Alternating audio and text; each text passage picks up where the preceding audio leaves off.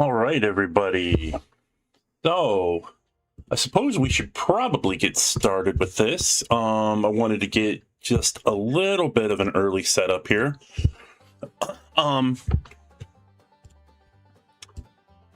So greetings, Wastelanders, and welcome back to Fallout 76. Let's go ahead and change the scene here, I think.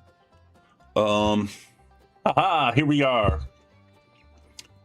So, my name is Ramazero, and I am the host of Ramazero Gaming, bringing you live streams weekly of Fallout 76 and other games in genres I happen to enjoy. First up, I hope you all had a lovely Fashnacht and was able to finally get at least one mask during the parade that made the effort absolutely worth it. And today, as you might have noticed, is the Season 24 opening for Fallout 76, featuring what I consider to be in the vein of its more controversial updates. Now, what I mean, folks, is not always in a bad way, but in one that certainly draws eyes and sighs, and because one of the things that has me just a wee bit disappointed lately is how Bethesda Game Studios has been upping some of the content we find in Appalachia, but the seasons and storylines we find less and less.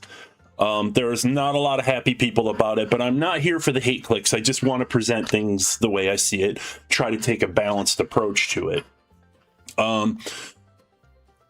It has me asking who's really making the quests. I just can't even imagine. Like, there's so many things that we don't have closure on. Hey, cat lover, what's going on? How you doing? Hope you're having a great morning. So we had some reprieve with this process. If you remember the Skyline Valley update over a year ago, and with that, the Gleaming Depths raid added a lot of the things that changed the face of the landscape of Fallout 76, and we got more of that with Burning Springs, but also a whole new laundry list of issues that came with it. And only a little bit that's been kind of fixed. Some things were broken along the way, etc., etc. It seems that the list of issues is larger than whatever teams they place in it, because many of the bugs that I know the community would love to see squashed and things that I've experienced myself get pulled under when compared to these balance changes, which is something I think was in their long-term plan or not their short-term one. The Rip Daring seasons, in my opinion, has always been the least inspired, I think. While it feels very Appalachia, there's not a whole lot going on with it. It just, like, this is the scenario. There's no deeper storyline to it other than, let's get up there and knock them down, guys. And while that makes a lot of sense, there's a lot of things that already existed before Rip Daring that they never even got that depth in with, that were already fan favorites, like the Mechanist and the Antagonizer and the Silver Shroud and all the Untouchables. They were still the Mistress of Mystery even. They went down the rabbit hole for these things, and yet all we know is that this guy with his hairy chest and open shirt just runs around and shoots things. So, I don't know. Maybe I'm oversimplifying it, but it just feels like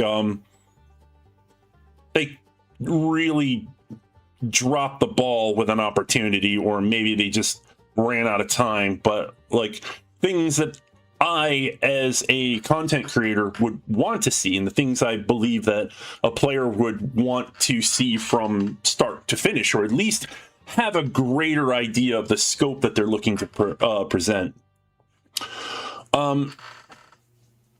And in the first season, we got to access the Cold Shoulder, which was a very nice support weapon. And I mean that truly. The Cold Shoulder is not, like, while you can use it in a solo sense, it's to my opinion, fills a greater role when you bring it to large scale events that are more difficult than others. Or in the raid, where the cold damage really, really is noticeable and gets requested. So, many builds that then when I'm streaming or playing with friends, it's often asked for to keep these boss creatures from becoming entirely too unruly. These cold damage changes that started eventually became extended to other weapons like the Cryolator, the Icebreaker. There is a focus on these things, so they're playing with these tools. I like that a lot. Yeah, looks 10 out of 10. It's a wonderful weapon. It is probably one of those that I am impressed with the most, and where like other people find like the Cremator to be more attractive in terms of overall weapons. I was never really partial to it. The Auto Axe, I'm kind of give or take. You know, these things were great in their time, but I didn't. It seemed not to take a lot of skill to lay down fire patches, and I mentioned this when I played a bow character. It doesn't take a lot of skill to just run up to creatures and hold a button down. Like, there's things that you could do with that, you know, and that kind of content just doesn't bring me to the forefront of it. You know, I want to do things that I can be a little bit more tactical with. And so the Cold Shoulder definitely offers me that. And, only recently has the cold changes been kind of brought back into line within the last few weeks or so, and I've been enjoying them so far, but it's true what they say. The bugs mount up and they become harder and harder to fix. Here is the big kicker for me. And this is a big but here, because the new season scoreboard features 1/3 let me repeat that. 1/3 of its typical reward, and that's down from the earlier scoreboards. When they had the original model, it came down from that, and now it's down even more.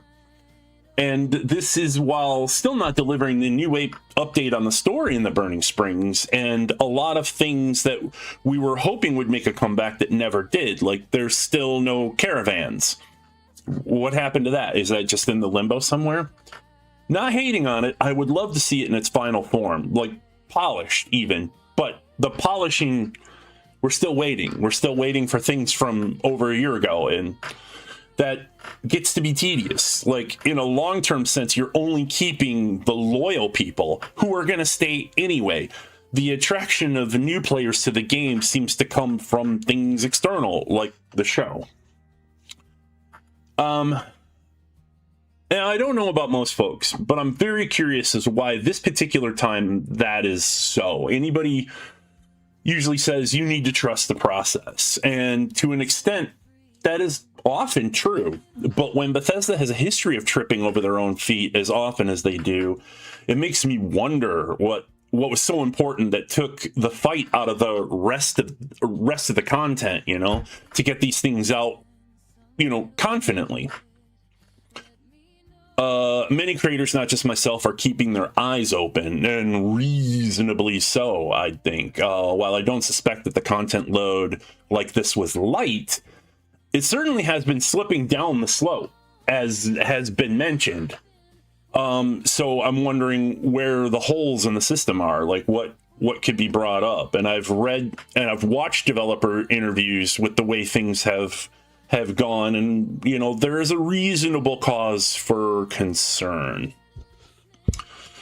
Yeah, me and Peak were hoping for a comeback for the storyline. Yes, like a good storyline will absolutely bring people back, because there's an investment.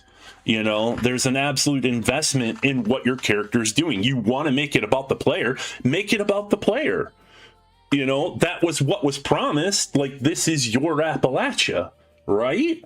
As a social game, the player becomes an important and critical part of what's going on, as presented in games like Guild Wars, you know. And Guild Wars just came out of the closet with this in the second Guild Wars series. They came out of the closet, massive, wonderful storyline, but when the success of it was also its failure, because they couldn't get a lot of the same people back, and they couldn't continue the storyline without those voice actors to honor they created whole new storylines that were slowly frustrating me.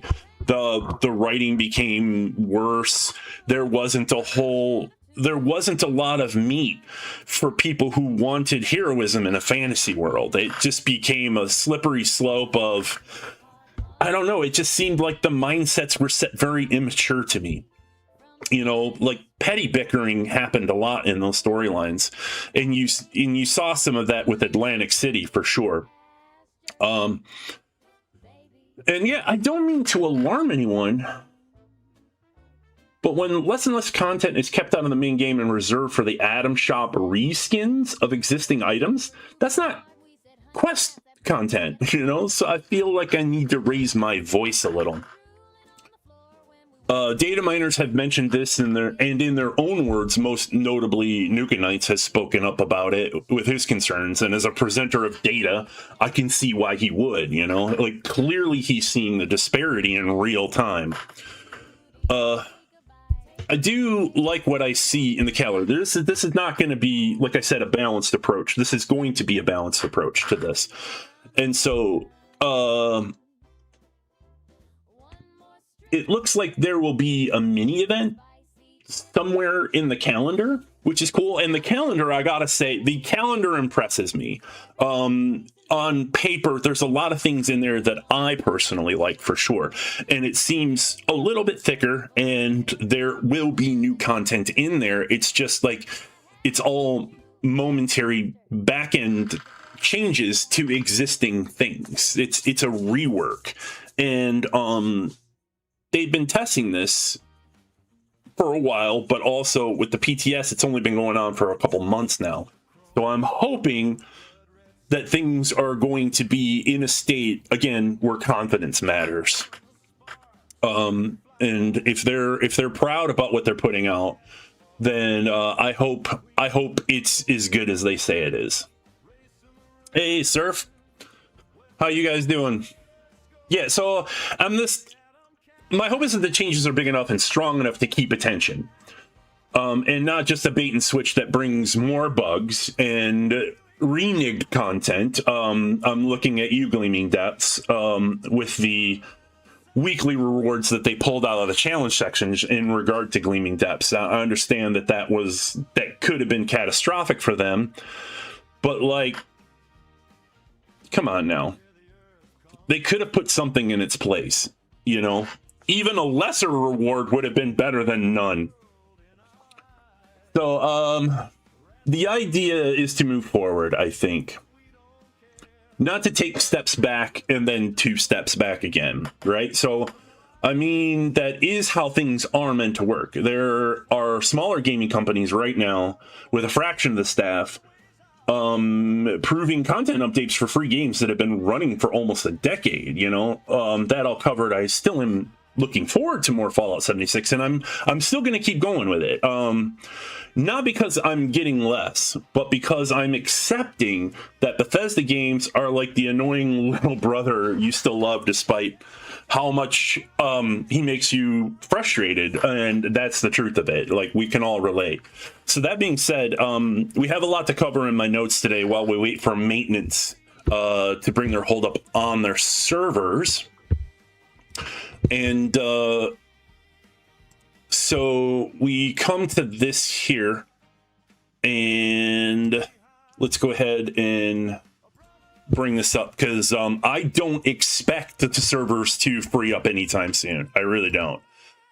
The last 2 content updates, like one of them was like nearly 11 hours. Yeah, so, but we're checking. And if anybody out there wants to monitor that for us and let us, what will they break today? Yeah. Cautiously optimistic. I like what's coming, but also I know Bethesda well enough based upon their history. You know, those of us who have been here for a while, we know. If you know, you know. So let's go to our Backwoods release note. So a lot of these things ended up sticking the way they were. Not a lot of changes that, and hopefully you guys can see it. I don't know, my window is very small on this side. Let me pull this up here. Oh my god, my OBS just went crazy. Couldn't Bethesda take the server down 10 minutes later? We were mid-Fashnacht. Oh no.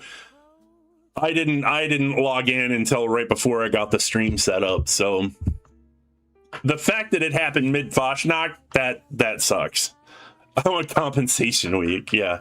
Yeah, they've done that once before. They've compensated players before, but like I don't know how much they're willing to do that again. So as we come up, Fallout 76, the Backwoods release notes. I am very pleasantly happy to announce that a lot of these things are hitting live the way we were expecting them to. There were some minor changes that happened during PTS, but not enough to, not as strongly as I was anticipating. You know, I was expecting a lot of changes before they hit live, but apparently they must have met with enough satisfaction to, again, be presented in confidence, or with confidence, I mean. So yeah, we're gonna turn this down a little bit. Or we'll put it on pause, I think. Yeah. So, Bigfoot is coming. Put on your power armor and grab your favorite weapon. We have 4-star legendary creature to take down. So, if anybody has seen the video that Bethesda Game Studios put out on their YouTube channel, we got a glimpse of it. And I kind of liked what I saw based upon what little it was. The fact that I immediately noticed that the animation model were the giants from Skyrim. I was like, yep, all right, I recognize that body language for sure. I just hope that Bigfoot doesn't launch many of us into orbit. Although the idea that we could be risking that is that's kind of exciting. Like I like surprises, and if they allow that bug to persist in 76, considering what the jetpack bug already brings to the game, that could be comically hilarious for about 10 minutes for sure, and that would be a welcome belly laugh. Oh man. So, 4-star legendary creature has a chance to drop a new exclusive 4-star mod, Thrill Seeker. And it's not mentioned right away what the Thrill Seeker does, but it will be further down in the notes. So, uninvited guests. Bigfoot isn't alone in its desire to ruin your fun. Other special creatures, such as a more challenging Deathclaw Matriarch, Wendigo Colossus, and more, have the chance to show up and crash your party. That 100% welcome. Like, I can't imagine that was a difficult thing to write in and be able to. It's going to bring people more to the show. Like the fear of missing out. I know what they're trying to do with this. It's the chance for it to spawn is what's going to keep you going to all the activities, you know, just at least for the first month for sure. And then, you know, we'll see what happens. Activities and public event balancing. This is probably the one I think is going to have the biggest impact because it frames everything else around it. Many activities, in parentheses, formerly events and public events have, which is weird because like the difference between events and public events, like aren't all events for the public? Even the Enclave ones are fairly public. They just aren't counted for that. And that is just kind of strange because people who don't even have Enclave clearance can show up. They just can't fast travel to it. You know, but I've had people just show up, you know, people that I knew didn't have Enclave access. So they're have received updates. I will be rating until rank 100. Probably that's a good thing to do. I will definitely do that. I think that the boost that I got from the last season opener like was worth it, and then just keep climbing because I have rewards I want to earn. When with a more limited pool, I'll be able to take the ones I'm familiar with, you know, the ones that I definitely want. Pip-Boy improvements. Your Pip-Boy is now faster. I'm kind of looking for this because like my transitions is like I belabor over really stupid details that most people don't. So in and out of stash. Hoping you could join us actually if you're done on streaming and the servers are up. Yeah, I'd like to do that. I am presenting the notes now, and since I don't expect, my plan is, let me expand on that. What my plan is I'm probably not going to go stream the game right away because I expect this to go live like hours from now. We're not gonna spend that much time on this.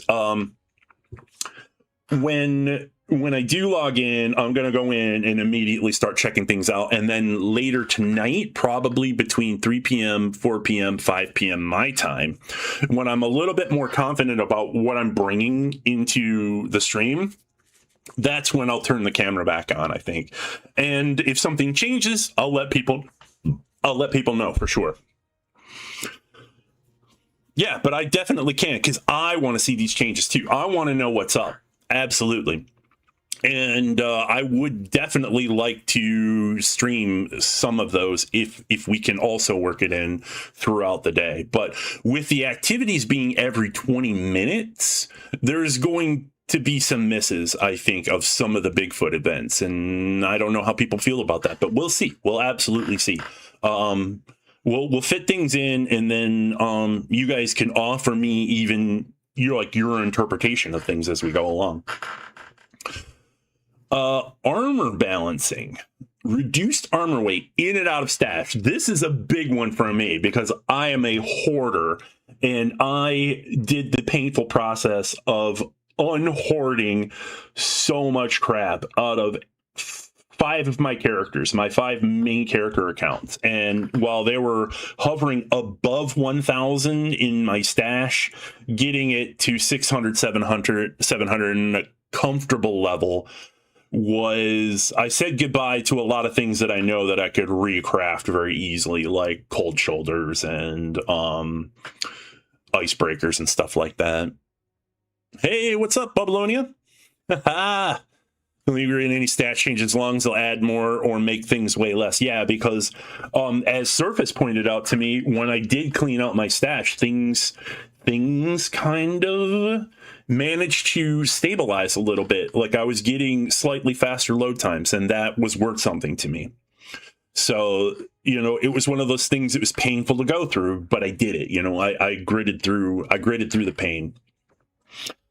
And the reduction of armor means now I can stash more things. And I already actually made a whole, like one of the things that I'm looking at is light robot armor. I thought robot armor was going to be heavy and heavy only, but apparently they kept it light and medium, and it is not an armor that I've played with a whole lot, although I've wanted to. I, for roleplay reasons, am leaning towards robot armor for my current character that I've been playing, because I'm bringing him into this new season. And, you know, since he's a Rust engineer, he's going to need access to, you know, scrappy gear and stuff. I don't want to just rely on outfits to cover up some of the bad image that he tends to get. So having more stuff to accessorize, like, ladies, grab your purses and let's go. Vanity lights, a new photo mode feature. This is something I'm kind of excited about because, like, I have been using photo mode to make thumbnails for as long as I've been streaming, and if I could make that better, like, that's awesome, especially like when we're doing group shots. Some of the best snapshots I've gotten out of photo mode have been with the Council of the Waste. The people I roll with, Babylonia here in chat is, oh, and Dom's here. Hello. So 2 of the members of the Council of the Waste are here in chat. Say hello, everybody. Awesome. So I moved my OBS to my other screen so that I could read forward. You know, it doesn't look off-putting. So yeah, anything that improves photo mode, I am 100% for. So I'm looking forward to that, and I'm going to be playing with that a lot on off-camera time. So, and the basic byline, season 24, Riptarian Cryptids from Beyond the Cosmos. The alien events are probably one of my favorites, just because they're absolutely chaotic. And it's so easy, even with a very powerful character, you can get wiped so fast. So Riptarian sets off on another adventure, his time facing off against extraterrestrial creatures. We hope you're ready for Riptarian adventure. Again, Riptarian, who is that guy? Like, what's he about? You know, he just seems like a weak literary figure that they don't really get. You don't want to scratch the surface too hard on that, because it's a shtick, it's a gimmick. So our update versions, PC for Steam, 3.9 gig. I mean, that's actually not very big. But over here on the Microsoft Store, 23.2 gigabytes. Like, why is that? And I think it has a lot to do with my own, like, my conspiracy theory is that Microsoft is trying to put AI into everything. And while Steam doesn't require that, as a matter of fact, they're getting in trouble for not requiring it. The Microsoft Store wants to put Copilot in fucking everything. And, I have my own misgivings about that. Xbox being 24.8, I imagine that probably has a lot to do with the console platforms not being perfect environments. So they're going to need extra code to bolster that. Plus whatever fluff that Xbox and PlayStation want to add into it, I'd imagine. I'm not super versed on how that works, but I do know that that's very typical. The arrival of Bigfoot. Bigfoot has emerged from hiding in the Appalachia wasteland. I always thought that Bigfoot was more aligned with the not the Rocky Mountains, because that is Appalachia. Or no, I'm sorry, the West Rock, not the Smoky Mountains, the Rocky Mountains, because it's like Missouri and beyond. It's my understanding that the one from Appalachia is known as the skunk ape. Which I know is not 100% local to the Appalachians, but I have heard a lot more focused around that mythology than the one from going towards the West Coast. So, I don't know. Also, the agua is definitely a kappa from Japanese mythology, so that's Japanese. You know, I have a feeling that they're okay with stealing shit. Armed with a giant tree branch to slap you around, blood-sucking ticks to throw. Oh, I didn't see that part. He's throwing ticks? Where is he storing them? I mean, it's not like he's wearing anything. Is he just pull them off his own skin and toss them? Not only that, but, like, his hands. Like, how does that even work? Bigfoot has a chance to appear at the end of a select group of public events. Which ones? You'll have to figure that out, because we're taking this creature down.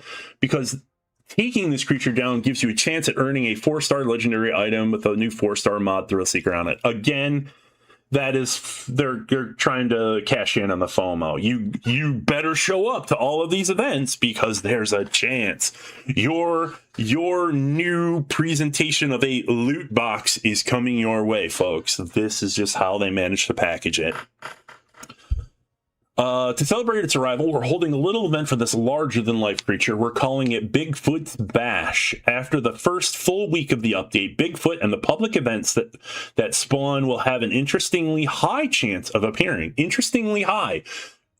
What number is that exactly?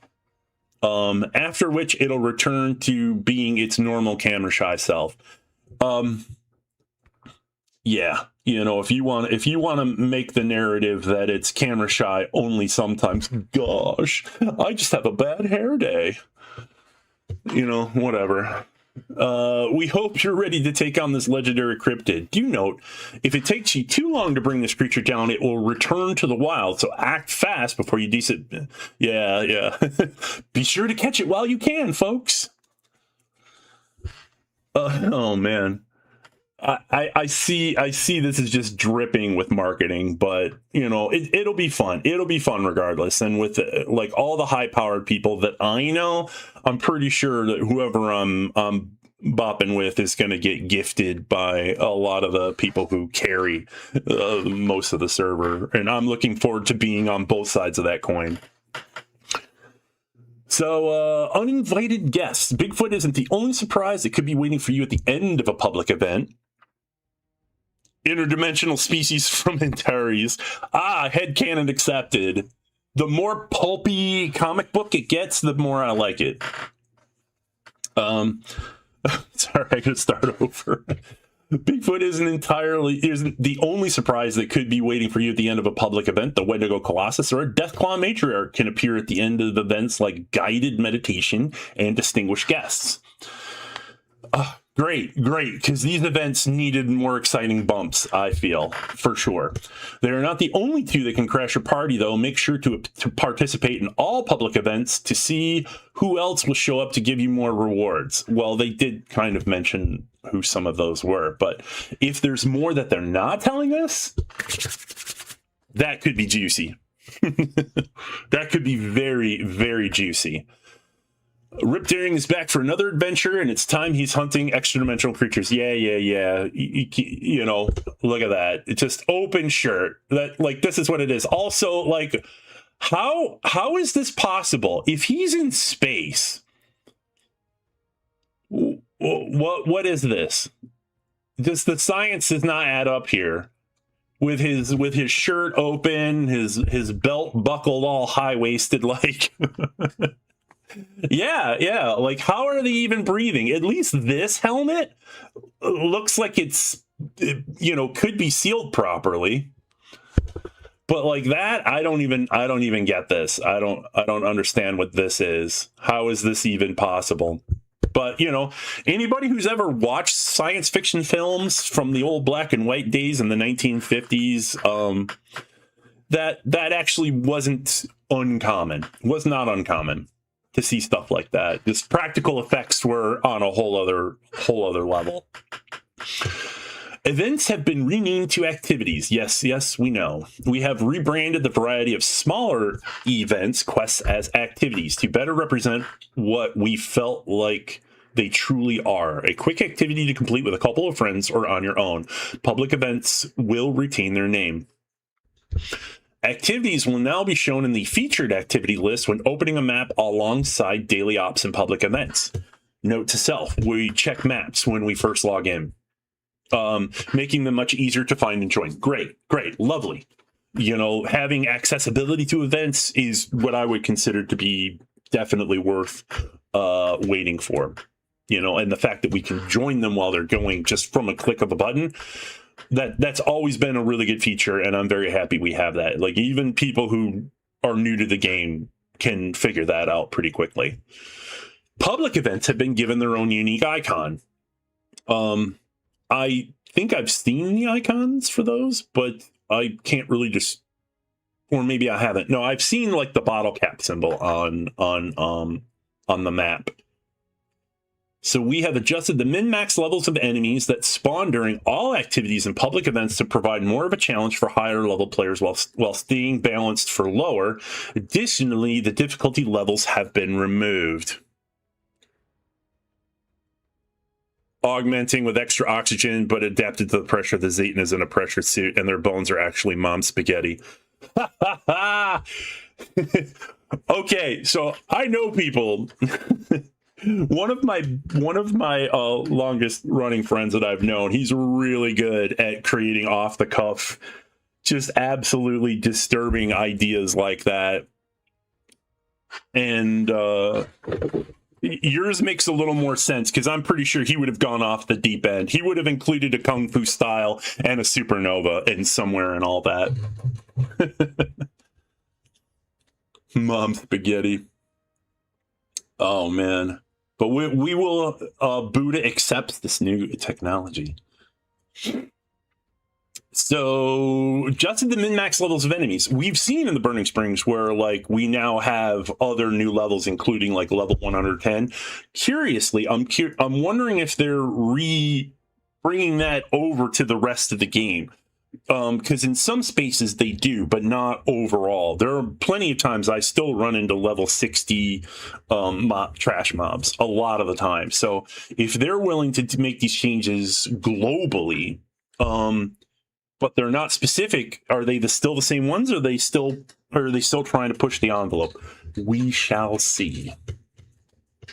How does this work, you ask? Approximately every 10 minutes, and depending on the available activities being completed, players can expect a new activity to become available, chosen randomly. Activities will not repeat until they have all been completed. That's interesting. That means we're not going to get the 4 eviction notices happening in a row that we've seen during Double Mutations Week. I mean, okay. We'll see how that turns out. If they change the rewards and the frequency of getting rewards and these boss mobs, maybe it'll be a welcome change. But I actually like Eviction Notice. Enclave activities, which previously required players to progress through the main quest to participate in, are now available to all players through this new system. Real blast spots on parade, drop connection. Cool, because those were actually, some of those were interesting to be a part of. And I remember the first time seeing bombs dropped, I was like, oh, no, don't hit me. Worry not, members, as you can expect to receive additional rewards for your commitment. Your loyalty will be rewarded. Powering up will still need to be activated by approaching any of the 3 broken down power plants, which become available on a fresh server or 8 hours after the last repair was completed. Okay. Maybe we'll see more of those, but if that's becoming a new thing, I'll probably do more of those, because I already am pretty familiar with how those work. We'll just see how that happens. If Bigfoot shows up at the power plant, that'd be hilarious. Riding shotgun will also be excluded from the time-based rotation pool. You can repeat this activity every 20 minutes upon speaking to Vinny. Oh, awesome. Did they mention whether or not that you need to complete Vinny Costa's quest? Because I got to do it at some point in time. Hordes will appear as an activity. They won't interfere with the new activity rotation above. Good, because losing hordes is going to be a significant depreciation of my loot haul, my daily loot haul. I do a lot of hordes. Reward pools update. All activities and public events have received updated base reward pools. Any unique reward for an activity or public event remains in place. I think the data miners have spoken up about this. So I'm going to be keeping my eyes open for anything that gets put around the rumor mill and see what actual numbers that they're playing with. Because Bethesda has a very soft language when it comes to divulging details, as we're reading here. We have also removed items we felt bloated the play experience and just added weight to your inventory, such as ammo, scrap, chem drops from... What? Wait, what? We have removed items we felt bloated the play experience and just added weight to your inventory. I'm repeating, ammo, scrap, chem drops from event rewards. Why? I mean, the chem rewards were worthwhile. Like, that was helpful, especially to new players who the rest of the community tells them, yeah, just go to the events, just go. And I don't, why would they remove that? Is it because that there were a lot of complaints of stash management and weight management? Hey, Stain, welcome in. So, Kat, can you give us an update real quick on server status? And I'm not expecting it to be up, but let's get a fresh word in on that. So I guess if that's the case, I mean, because one of the things that I really liked is the ability to get certain chems for fights, you know, like Overdrive, Fury. You know, I liked being able to stockpile those. Wait, what? I'm confused. They're removing from completion rewards. So you know how, like, if you complete an event, they would give you a list of stuff. So apparently there were enough complaints because of the weight add up. For somebody who makes a point to go to the stash at the end of events, because they leave stash box there now, I didn't really see that as a problem, but apparently I must be in a minority for that. So they removed items that added weight to your inventory, such as ammo, scrap, chem drops from event rewards. Now, pay attention here. Event rewards are not mob loot. So if you're still using cards that, you know, like ammo, chems and stuff, scrap and everything like that, you're still going to be able to loot these things off of mobs. So fear not. If you go to Earl Williams, you're still getting a bunch of scrap from the Wendigo. No problem. It's not going to come at the rewards. But I mean, if they're balancing the rewards, then maybe we're getting something in return for that. Activities will now reward 75 caps, a chance at a legendary item, which Nuka Knights did give us the numbers on those. It's not a high chance. It's actually pretty low. One regional item, schematic or mod, 3 to 5 legendary script, and experience based upon the player level. Okay, standardizing, that's cool. And for activities, the things that can be done quickly, you know, that stuff's still going to add up. Public events, the bigger ones, will now reward 150 caps, 2 legendary items, not a chance at a legendary item, 2 legendary items, 3 to 5 legendary modules, great, awesome, 3 treasury notes. Okay, the 3 treasury notes thing, they have in the past given out more. 1 to 3 improved bait if fishing main quest is complete. Okay, so we're going to see a lot more of throwing bait out, because I have a character with over 300 on him just from casually farming it between events in the wasteland. If the fishing quest is complete, so there is an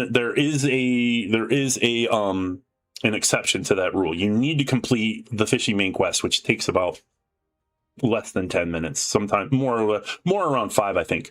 1 you mine it map. So for those of you who don't know what this is, the you mine it maps were put in the game very, very early, and they just kind of fallen by the wayside. They were based in rewards that came out back then, and they haven't been updated compared to the rest of the game. So I'm looking forward to purchasing these You Mine It maps. So for those of you who are interested, who want to know, there are these boxes that are throughout the wasteland at various locations, but the most recognizable one you will find is at the Rusty Pick. There's a couple of them outside. The You Mine It and there's another one. There's 2 of them, and you can get these maps from them, and they act very similarly to just smaller versions of treasure maps. So what happens if you do the rank? You get stim packs and mutations and other stuff? As far as mutations are concerned, I think those only drop in the raid.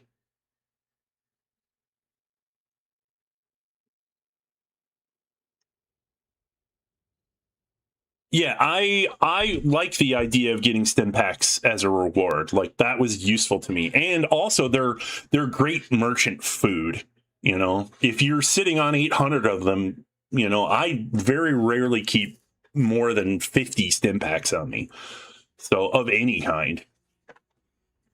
A variety of player titles have been added for public events, and a variety of camp titles that have been added for activities. This is where I'm going to roll my eye. So the fact that camp titles are available for quest completions, that's not the problem I have. My problem is that they're really digging hard to whale in the item shop, because they're going to be releasing, some of them are actually kind of cool, Atom Shop titles.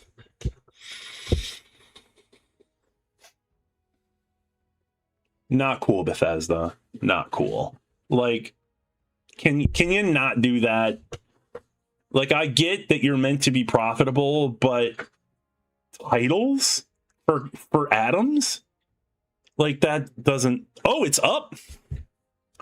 Oh, nice. Maybe we will get involved in this, but let's go ahead and get in and just kind of finish. Let's keep moving on because we've got some things to cover here. And then we can see, well, I'll probably skip like the stupid details, and then we'll see it. That's great that they're up. Okay, that's amazing. So, world loot updates. We're taking opportunity to make a pass at updating various world loot containers too. The contents of lockboxes can be found throughout the world have had their loot improved. Awesome, because that was definitely falling behind. Still maintenance on the portal. Oh, let me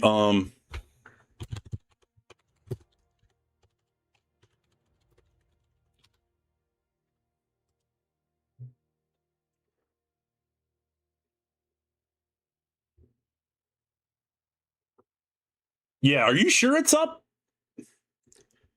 I was a bit skeptical. According to this, yeah, unless they haven't.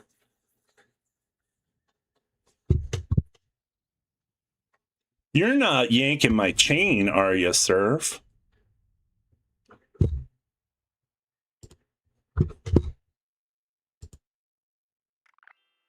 All right. Okay, so yeah, I see it now. All right, very cool. And then we'll look at the item shop too while we're at it. Chance to receive a legendary item depending on quality, depending on lock difficulty. Sorry, this thing here, my weird disability that's too stupid to do anything about. United maps can now be found, so it's part of the loot pool. Contextual season items, depending on act challenges, players will now have a chance to find a related item, such as soap, to help progress in their daily, weekly goals. What? Why would the Easter egg hunt was part of the coolness of it? Atom shop, not cool. You should be able to earn them from events. Yeah, like, and if you're like the amount of work to make if you already have the system in place to get a title for your camp, that's not money worthy in my opinion. There's no value in that, and I don't suspect that they're going to get much for it, but I see what they're going for. Like, from a marketing perspective, they're trying to harpoon whales with that one, especially since like atom shop items have not gotten cheaper. They definitely have not. They have been increasing over time. Always vigilant. Balancing pass on activities and public events. So this is the laundry list of things that are being balanced on activities and public events. Jailbreak and Dogwood Die-Off have been disabled. Okay. So Dogwood Die-Off is one of those that's just kind of like, go here, fix this. It was not a very entertaining experience, I would have to say. Definitely not stream worthy. Jailbreak has been broken for a while because there's a quest chain associated with that. And if you've never been to the penitentiary or, you know, understand what's even happening, you have no idea who Mad Maloney even is. These two events are going to take much more time and effort to bring up the quality, and while we have made the decision to disable them for now. Good. So they did what they did with One Violent Night. Always vigilant. Stuff.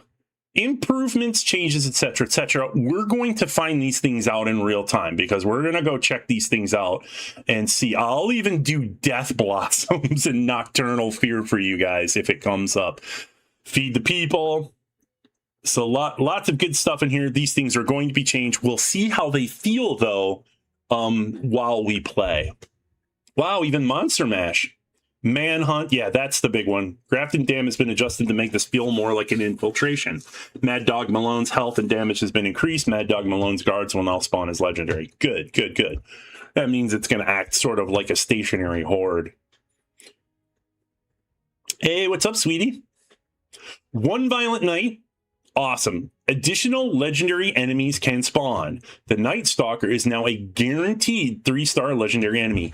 Yes. Yes. Thank you. You finally fixed it.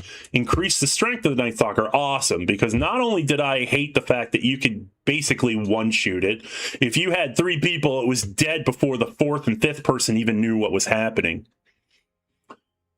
Path to Enlightenment patrol duty. Now enemies now present during the defense stage. The penitentiary guard can no longer be crippled by enemies. Increase the penitentiary's guard movement speed and health. Project Beanstalk, Paradise, riding shotgun, safe and sound.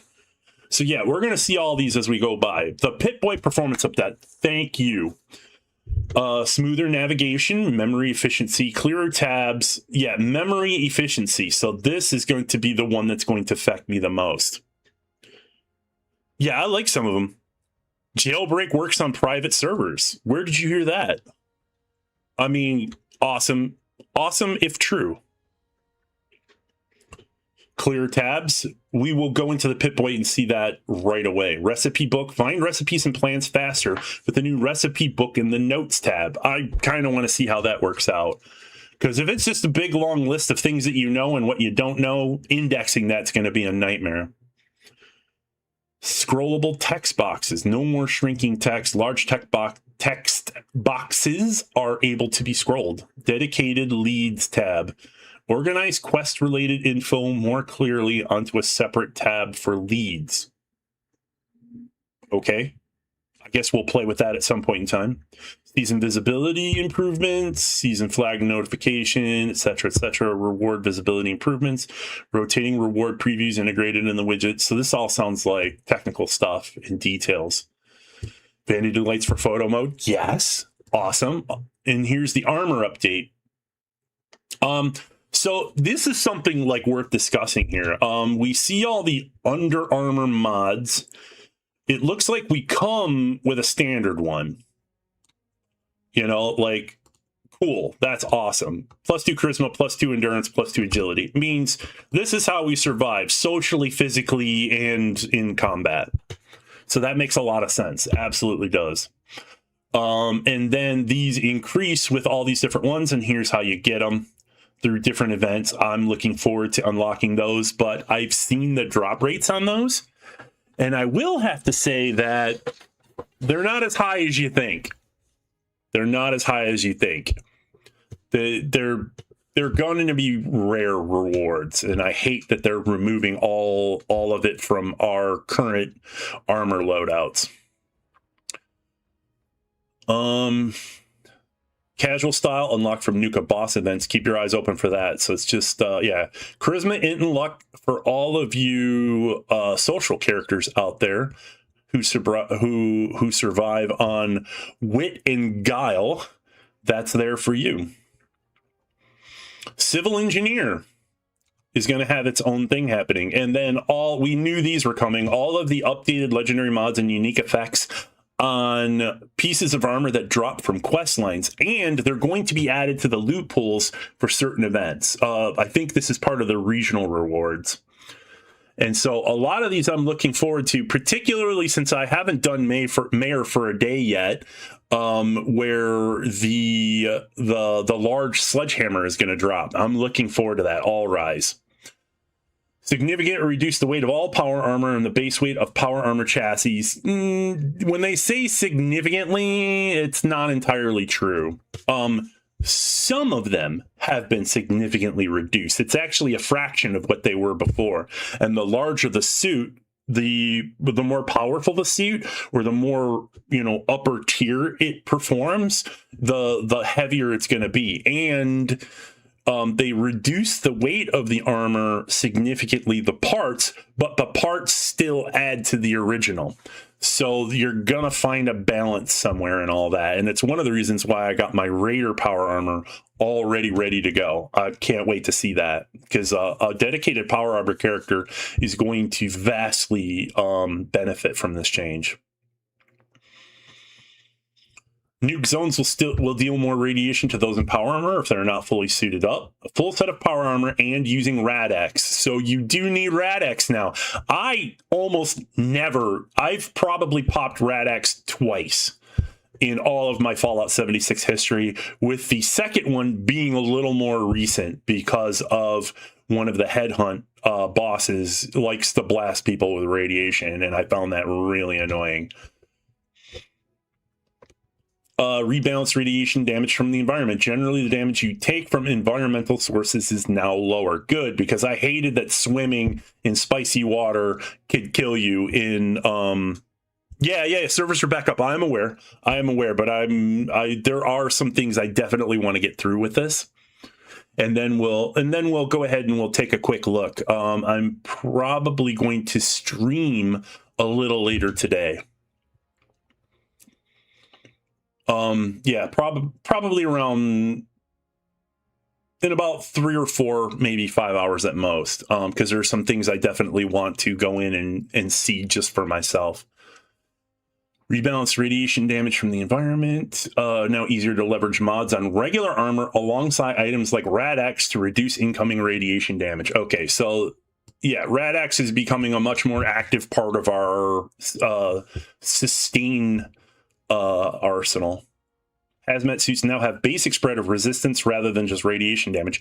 Good, because that bothered me that hazmat suits could not resist toxic damage. That was ridiculous. You know, heat and cold I can see, but hazmat suits not blocking toxic or disease? Like, that's what they were made for. So, mutants effects, bolstering, yeah, 5% damage reduction. Come on, you can stop that, Cleaner. Hey, Cat, what's up? You have returned, but you have returned late. We know that the servers are already back up, Cat. Thank you. Thank you for being on the job. You were the vanguard of vigilance. So all these effects, these have been dispersed throughout the community, and anybody who's interested has probably had, you go over Camp Now, it shows everything you have in your vendor, like mod-wise. It shows one of the mods you have. Yeah, anything that you've had in type. Yeah, of course, yeah. And that's one of the things that I like, because one of the things I thought was really, really weird is that mutation serums counted as aid, and mods... Like, I would show up, like, somebody would be like, oh my god, this person's got 70 mods, and it's all the same mods I could get from a train station. That kind of annoyed me.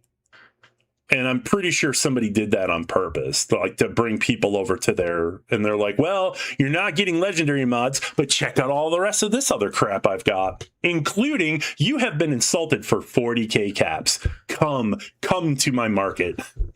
It's just ridiculous. Players are ridiculous. Please don't change.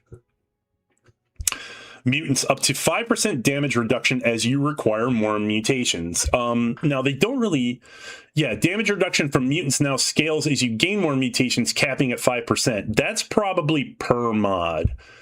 So if you've got 10 mutations, but you've got 5 mods, 5 of these mutant mods, like, that could be something, but it'll be, we'll play with these items throughout the season. We'll see what's up, especially if they're handing out more legendaries, which I get a pretty big haul on the daily anyway. So we'll see how that compares.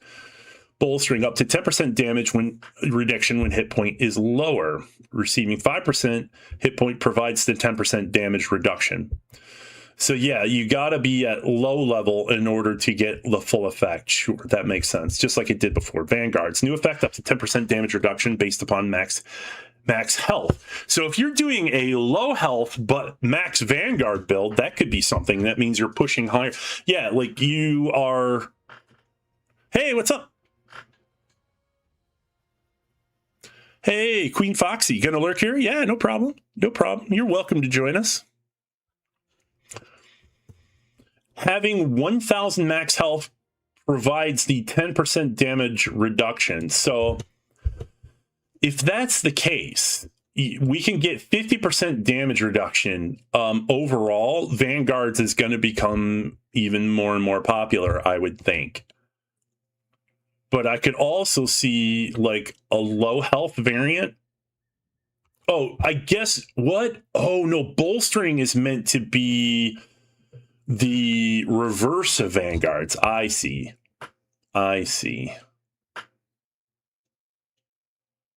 But I don't expect bolstering to be popular ever. Like even with that numbers, like there are better ways to get it without, you know, like wouldn't you want damage instead? Because if something's dead, it can't hurt you.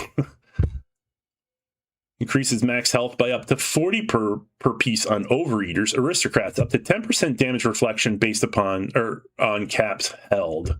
Holding 40k caps provides the 10% damage reduction. Is that overall? Because now I'm starting to wonder if this is per mod or if this is total. Like if you had a full set, they're not saying. And this is one of the things that bothers me about Bethesda is that they don't present these things very well, in my opinion. New increase from +5 to resistance to 25 all resistance on Elementalist. And this is the one that's got my attention. For sure. I've already started collecting pus sacks for these things. Warming, fireproof, hazmat, and poisoners mods, for sure. Because these things are going to become very, very important in our future as they add more and more events and content over time like this. And I'm not talking about the near future because clearly they would have done this already, but in the future coming up. And I'm guessing we're already getting are we still getting our alien event? Have the aliens landed yet? Or is this just the Bigfoot stuff that's happening? Let me know what's going on. If you guys are fighting Bigfoot, tell me in chat. Let me know what you're doing. Tell me what you're seeing. Defenders, 40% chance to automatically block attacks for weapons and 5% chance to automatically block attacks for armor. Oh, there must be demonstrating the difference between defenders on weapons versus armor. This must be one of those dual ability mods. Yep, we know.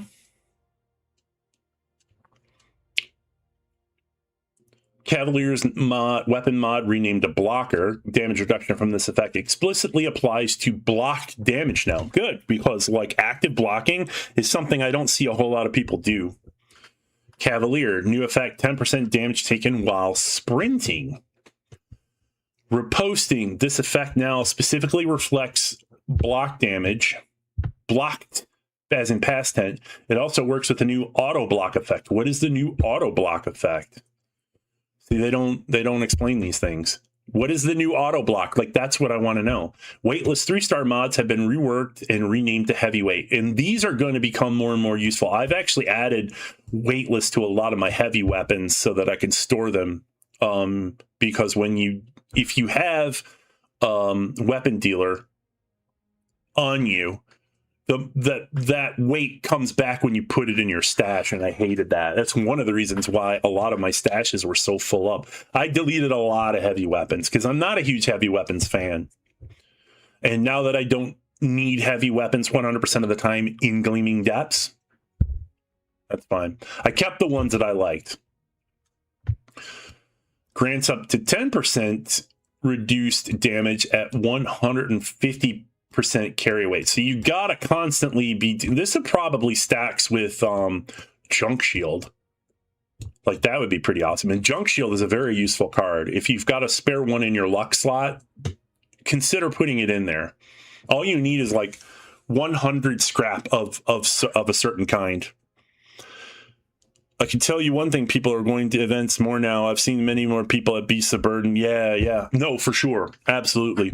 And I don't think have I seen you around here, Paul? Either way, welcome to the channel. Yeah, event participation, I believe, was the point, for sure. Armor mod adjustments, we don't really have to go over all these because you guys, obviously, if they're reducing stuff and the durability, we're just going to be able to see that over time. And there's so many things that they've moved on with that they've moved around that, like, a lot of this is just going to be academic reasons, and I don't need to present that in a social sense. Legendary perks no longer require perk points on equip. Thank you. Like, that is huge for me because I don't really change my legendary perks a lot because they require, and I'm a miser. Per coin limit has been increased to accommodate very high level players. What do they mean by very high? Because I know people who are like level 1000 and up, and they're already maxed in all of their cards. So what does that even mean? What did they consider high level versus what we consider high level? Fix an issue where the bloodluster effect didn't work until with certain weapon bleed mods. Yeah, I remember that being a problem for myself for a long time. And one of the reasons why I stopped playing my melee ghoul character was because I tried to have bleed on almost every weapon I had. Portable power, new effect increases movement speed while in power armor by 10% per rank. This one is very much anticipated because they've increased speed to 150%. And I do believe that beyond Speed Demon, things are now stackable. Speed Demon is now part of it instead of just making that extra 120%. Bigfoot showed up. What event are you at? Are you at Beasts of Burden? 4-star legendary gun. Nice. Congratulations, Paul. Sturdy frame, new effect, reduces the amount of stagger taken per rank. That's cool. As a person who is plagued by stagger, it annoys me that stagger does not work as intended. It's like getting stagger resistance on your armor and certain buffs, and there's even a light ally that gives you stagger resistance. None of that actually works, because just the fact that you've been staggered is what ruins everything. You know, it doesn't matter that you're staggered for 2 seconds or 1 second. The fact that you are staggered will take you out of whatever you're doing, and stagger happens randomly throughout the game. Legendary 4-stars, if you know what I mean. I only have learned one that in scanners. Ooh, yeah, but that's a good one. That's a real good one. Blocker now reduces damages from blocked attacks. Good, because I never added blocker to anything anyway. I always felt it was a waste of 3 cards for even on low health builds. Fireproof renamed to Hardy, removed fire damage reduction. Yeah, because they brought that into armor now. We have added many new sources of fire resistance and felt this perk was better suited to a single effect. Good, good. Creatures and enemies, some stronger enemies, outgoing damage has been reduced, raid bosses, etc. Good, because one shooting sucks. I would rather be 2-shot or 3-shot. Getting 1-shot, even if you've got a really good, powerful character, that sucks balls. And I think the most obvious example of this was done in the Gleaming Depths raid with the ultra genetic mole miner. They definitely changed how that works. And Kat, who was on the PTS, could probably tell you. 4-star Exterminator's Bone Hammer, plus 20 cryo damage. Ooh, give me the cryo damage. Yeah, I mean, we're not that far away. Like, I'm about 3/4 of my way through these notes. I'll be in very soon. Easily within the next 20 minutes, I think.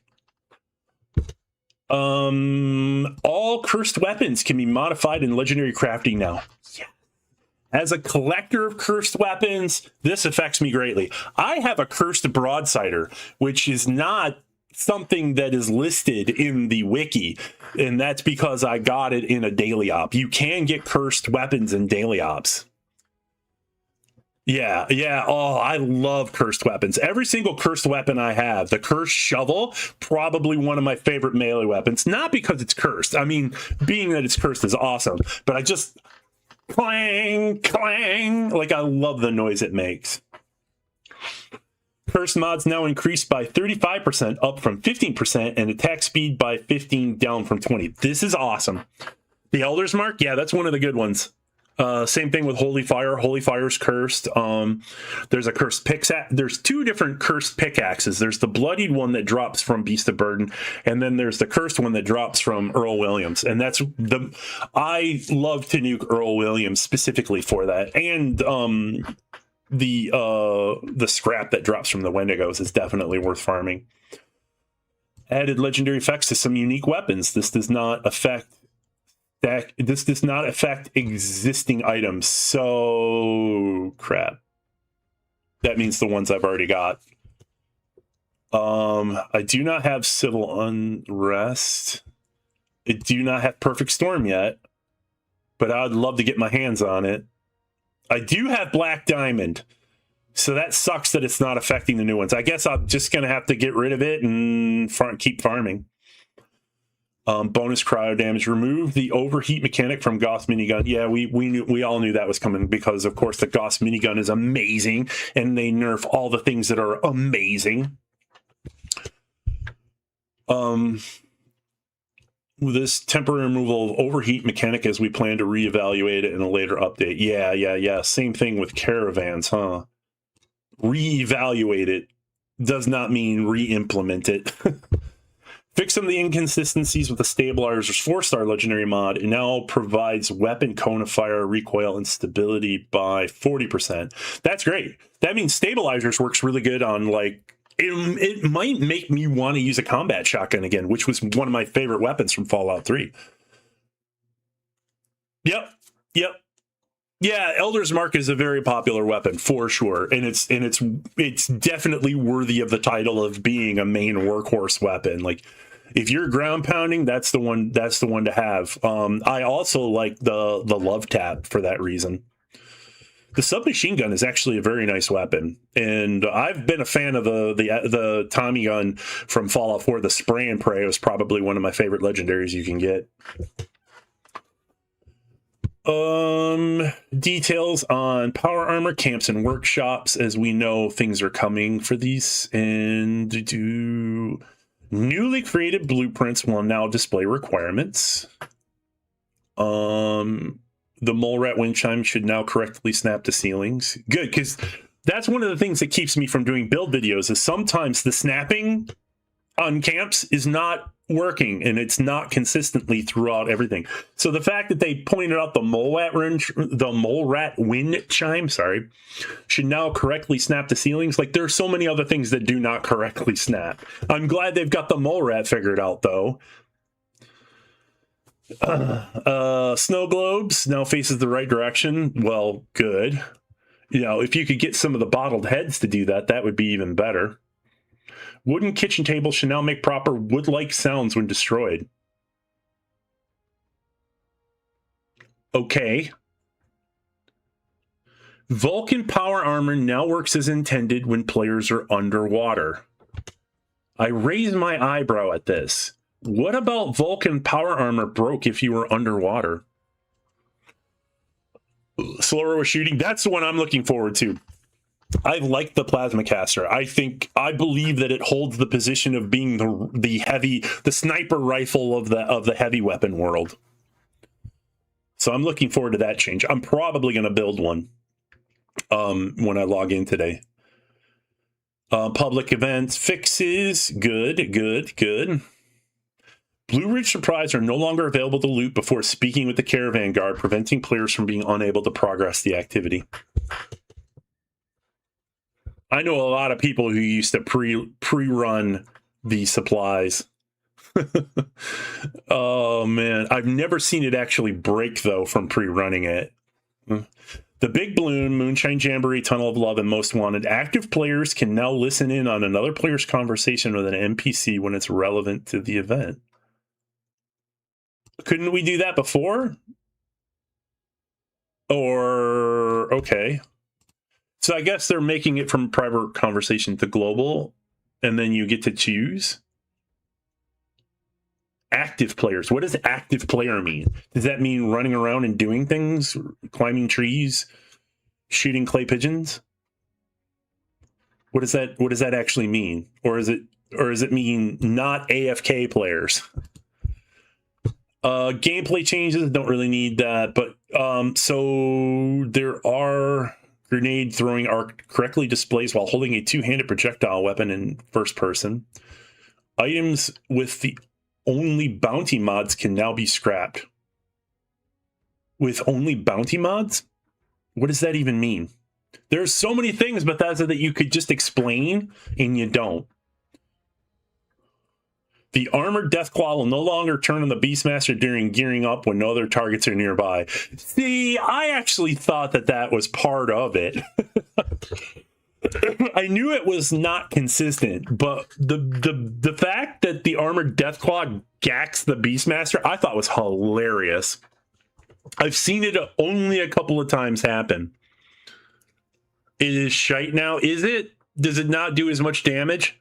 I guess we'll find out. Fix an issue causing damage to limbs to be higher than desired. Increase the movement speed cap from 120 to 150%. Fix an issue causing damage to limbs to be higher than designed. Okay, so this is interesting because my current build across most of my characters is based upon limb damage. So I'm curious as to what that means. And the reason why it was is because having the ability to cripple the tougher mobs was essential for defeating them, in my opinion. Being able to take out the legs of Deathclaw matriarchs was just like, yeah, this thing might hurt me, but if I wounded it enough in time, I could just run up to it and just cap it in the head then. Players have 90% damage reduction against their own attacks. Does that mean... What is that? Players have 90% damage reduction against their own attacks.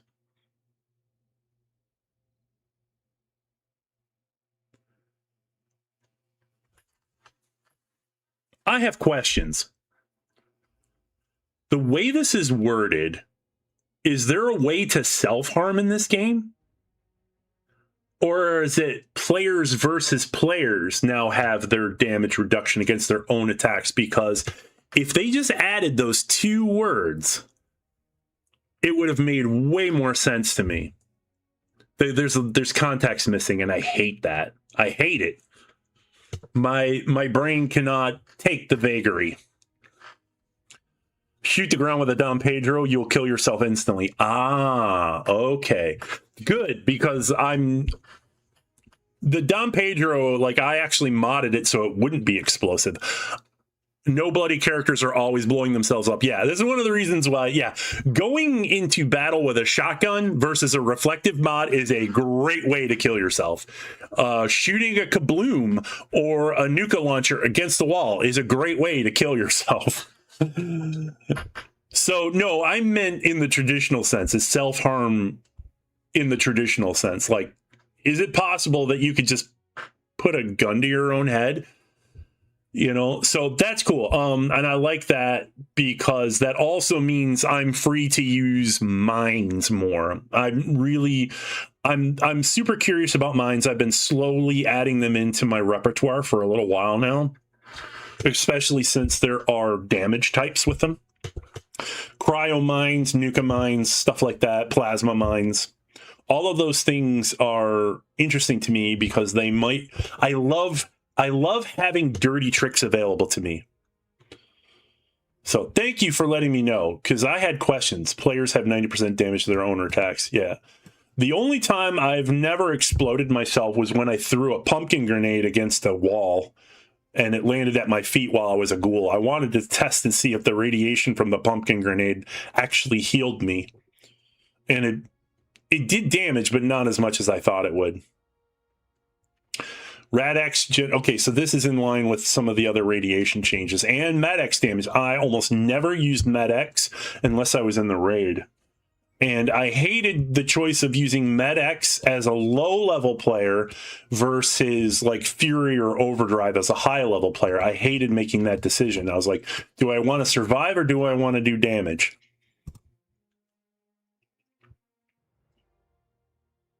Adding the missing names to the legendary mods introduced in Burning Springs.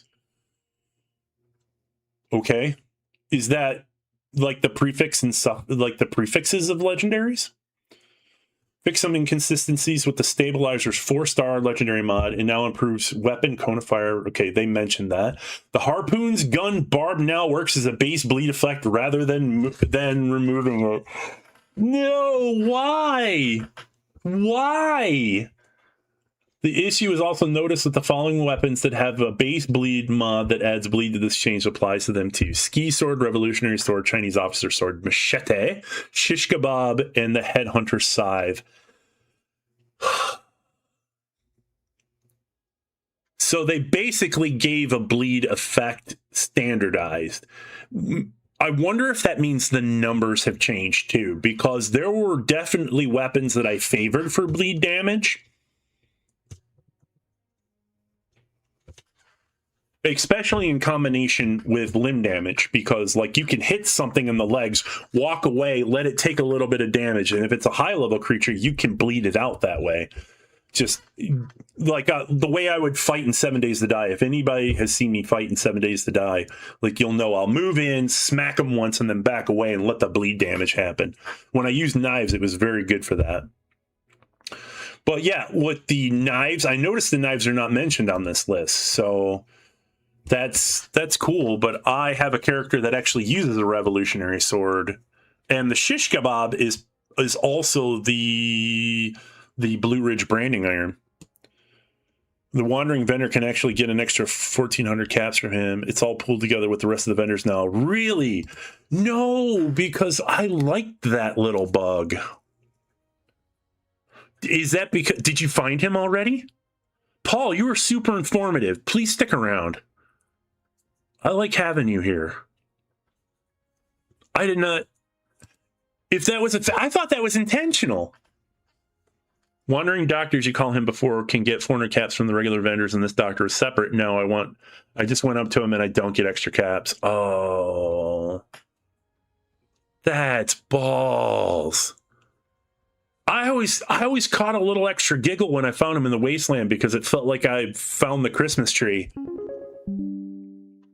Oh, somebody just supported me. What? Kylene, I thought you'd be at work. What's up, girl? Thank you for the donation. You're a sweetheart. You always have been. Hold on. I'm not even on live chat, so if you've been talking, I haven't even seen you. I practically live on this game. I work from home, so I always have yeah, I log in mostly daily. There were a couple months where it was not a daily thing. But I almost always. I was a screen open with this game on there, but yeah, that sucks. Yeah, I thought that was intentional. It felt like a cool thing. I'm like, Bethesda, if you are listening, and I know sometimes you do, I know you watch streamers. Could you bring that back? Because that was cool. And I loved being able to tell people, hey, I found the wandering doctor. Come over here and get your extra caps. And that's useful. That's really useful for the player base. That was a wonderful feature. Added the way to the giant, added Saltron faceplates. Now update with color mods. Previously, flats appearing randomly.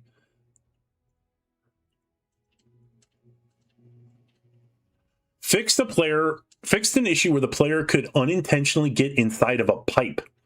No weird gases here. Inside of a pipe? Is that like in the silos? I built the camp just above the train entrance in the server hop, and he shows up right when I'm not on team. Oh, nice. Steam from my... Oh, wow. Oh, so you've got a full-on setup. That's what I call efficient, sir. I award 10 points to House Paul. Yeah, I've been smelling my coffee this whole time, and I never picked it up out of my I keep my coffee machine next to my desk. All I got to do is reach. I've been smelling it this whole time. Wait, I have to change cups because this is going to get cold real fast. Log on. Yeah. Glowing masks, which I've got about 7 or 8 glowing masks this last time. You did? I got 1, and it didn't even happen when they upped the chances. I got a glowing blue devil mask, which is okay. It's not one that I was hoping for, but I'll take it because it is cool anyway. Proper caffeination, oh, definitely.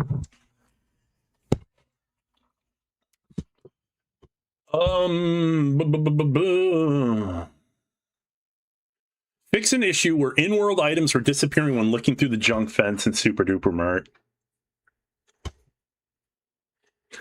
First of all, hats off to all you autistic people who look for bugs. Hats off to y'all. But that's a little too specific for me.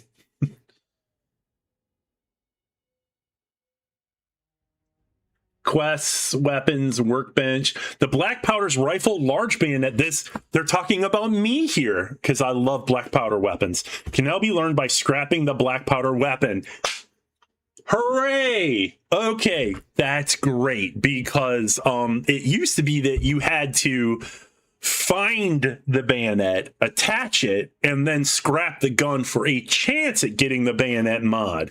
The fact that it's now open to everybody, that's cool. That's cool because it took me easily, like I remember streaming when I was doing it, and it took me up to 40 tries to get that to work the way, and the scrap chance of getting it was low.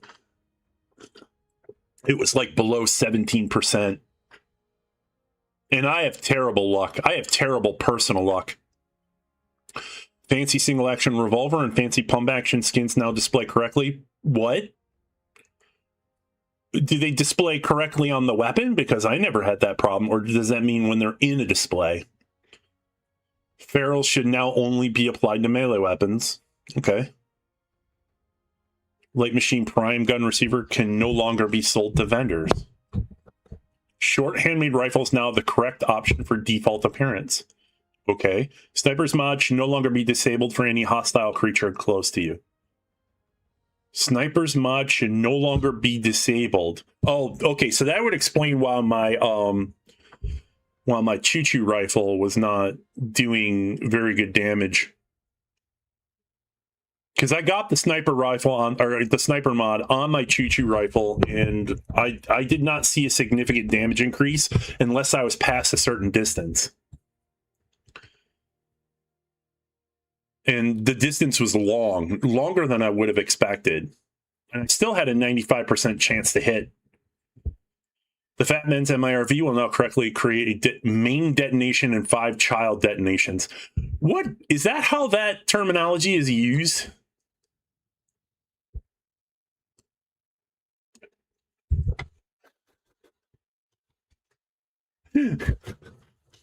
I just get this picture of a bunch of toddlers flying out of a gun and exploding in a radius around somebody.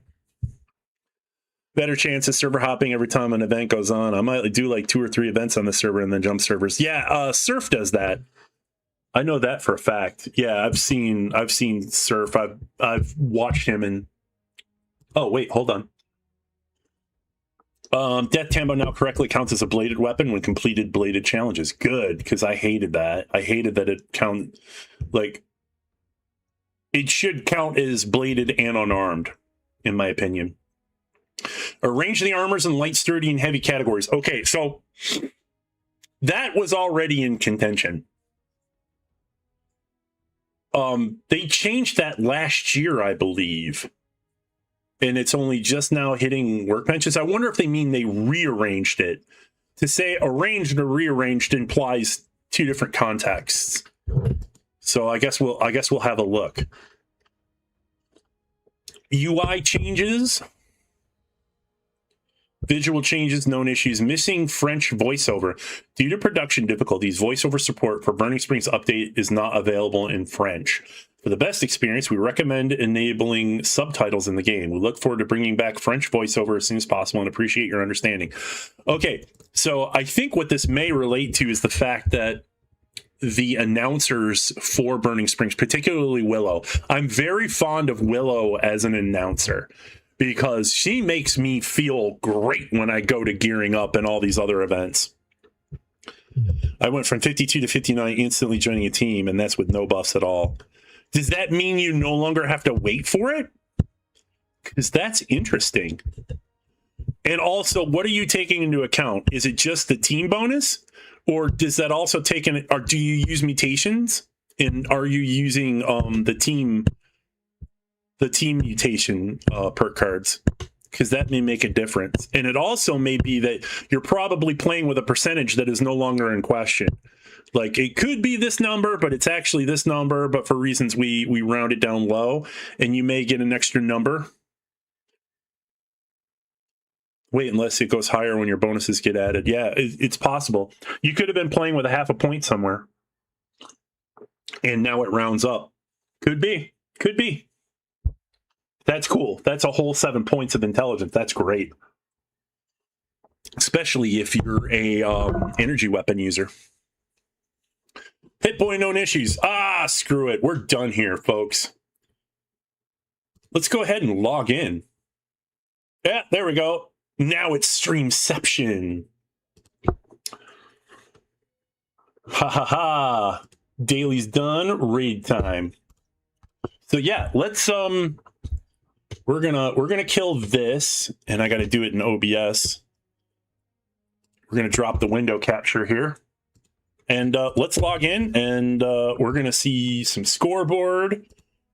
We're gonna see some Atom Shop details.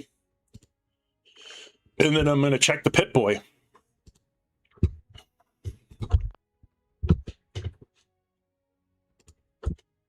I got to now rearrange my windows here. Dual monitors is usually a bit interesting. I have mutations before I joined the team. My intelligence 52 as soon as I joined. Team had jumped from 52 to 59. I haven't used no food bonuses or chems. Hey! Hey, Kylene, thank you for the donation. Oh, look at this new icon.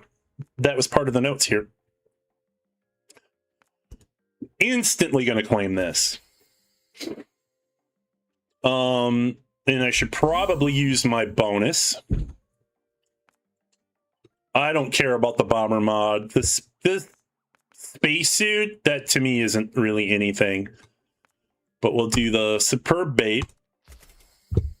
Space cow icon. I said this looks like a refrigerator magnet. That's so weird. Alien ammo boxes. I'll probably get those for sure. But like, look at this. Atom Shop stuff. Alien warning signs. The Starlight Drive-In, definitely going to do that. I would like to make a Starlight Drive-In because it's one of my favorite locations in Fallout 4 to build in. Bigfoot Stein display. Reskin of the robot one, and I don't really actually use Stein displays anybody or for anything. I'm not really a big Stein collector. The abduction icon, Flatwoods monster patch icon, Adams, of course. But if you look, yeah, you see there's so 1/3 less here. Now this is where I think they make it up. Yeah, rank 23, the healing arch, which looks like it's going to be huge.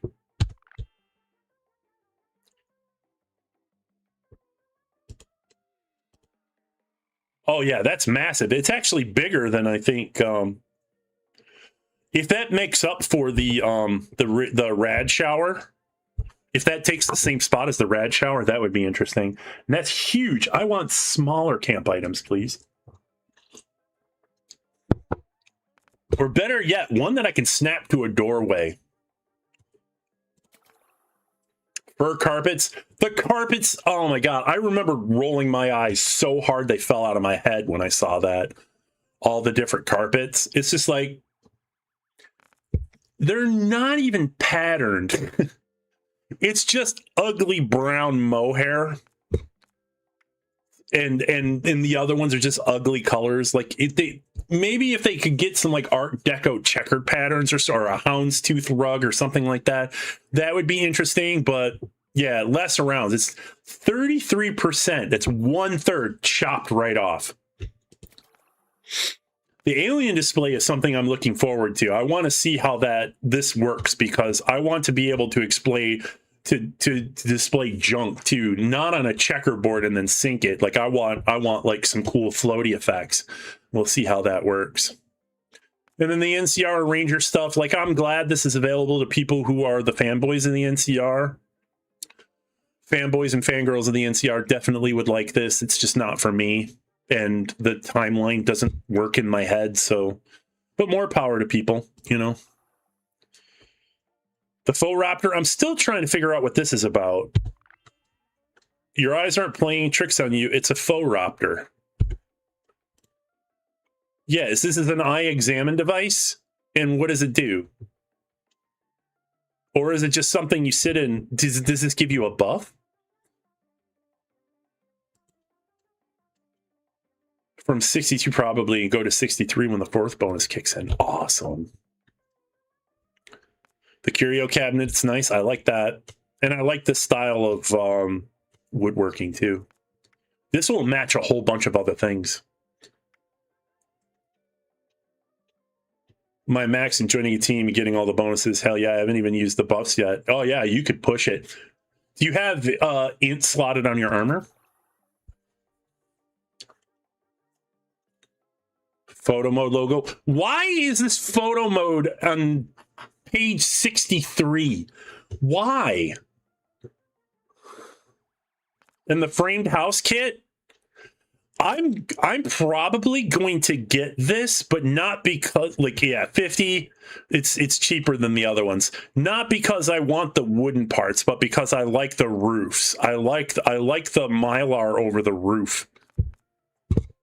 Those will be interesting if you intermix them with other camp kits. Tasty Squirrel Stewie, you don't get that 25% till you actually kill an enemy. It doesn't add to your intelligence. Ah, okay. That's good. That means you're not having stacking problems with it. No, that's cool. I like the grafted monster one. Cryptid Hunter.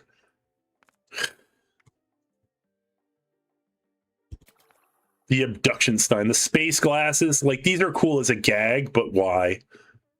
Cold Shoulder Pit Point paint. The film noir style. They should have just added this to the base of the game. And this right here, this is cool for people because, like, you actually have to buy the ammo construction box. This gives it to you for free. Pip-Boy displays. I have a lot of Pip-Boys, so this one's going to be interesting. I said that. The glowing cat for 200. Okay, I see. They just rearranged the cost on things. And then we have the orange tarp roof kit. I might just get that instead of the other kit, but the other kit's pretty cheap too. Oh, so they know, yeah, this one's 200. Usually they do the 200, 150, 200 for that. Yeah, Guinevere space icon, like that's fan material for all those females who like to do the Rocket Girl in the Guinevere outfit. Mountain Retreat Home, not interested in that at all. I hate large prefabs. They're useless to me. I just can't fill them up. And then the final one, pretty much the same as all the others. I wasn't expecting too much different with this. But yeah, let's go ahead. We're going to get our score up. I thought I had more than that, but apparently I don't. And now we're in the Atomic Shop with a lot of free stuff because I am a Fallout First member. Let's see here. Adam's shop is currently offline. How lovely is that? You will only see your current owned items. Then what's up with all this free shit? I feel a little robbed.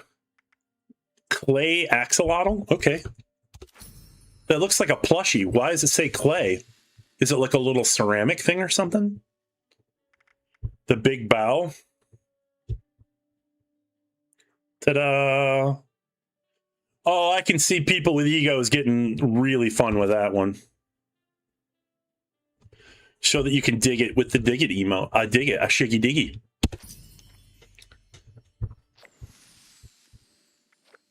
And then last but not least, improved bait, even though I end up throwing a lot of them on the ground. Yep, and this is all past stuff. Wasteland Police Station bundle. So this is the new stuff. It's not even really offline, is it? Firing range posters, Wasteland Police Station Shredder. The Shredder, is this where they shove bodies? What? Is there an animation attached to this?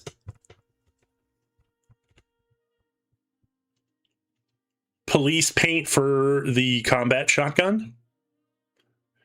Police camp title prefix. Yeah, I don't care about that. Or maybe that's what they did with titles, is that they're using this to pad other offers. Yeah, I don't need that one. Detective's assistant bundle. The evidence safe. What do we got here? Evidence collection assistant collectron. What does that even do? What does it collect? Is it collect file folders and books and shit? Because, yeah, I feel like this is going to be something not super useful to me. Cold steel paint. I have the cold steel paint for combat rifle. Or am I thinking of a different one?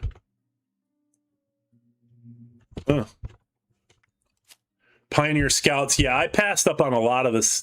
Yeah, some of these things I passed up during Skyline Valley anyway.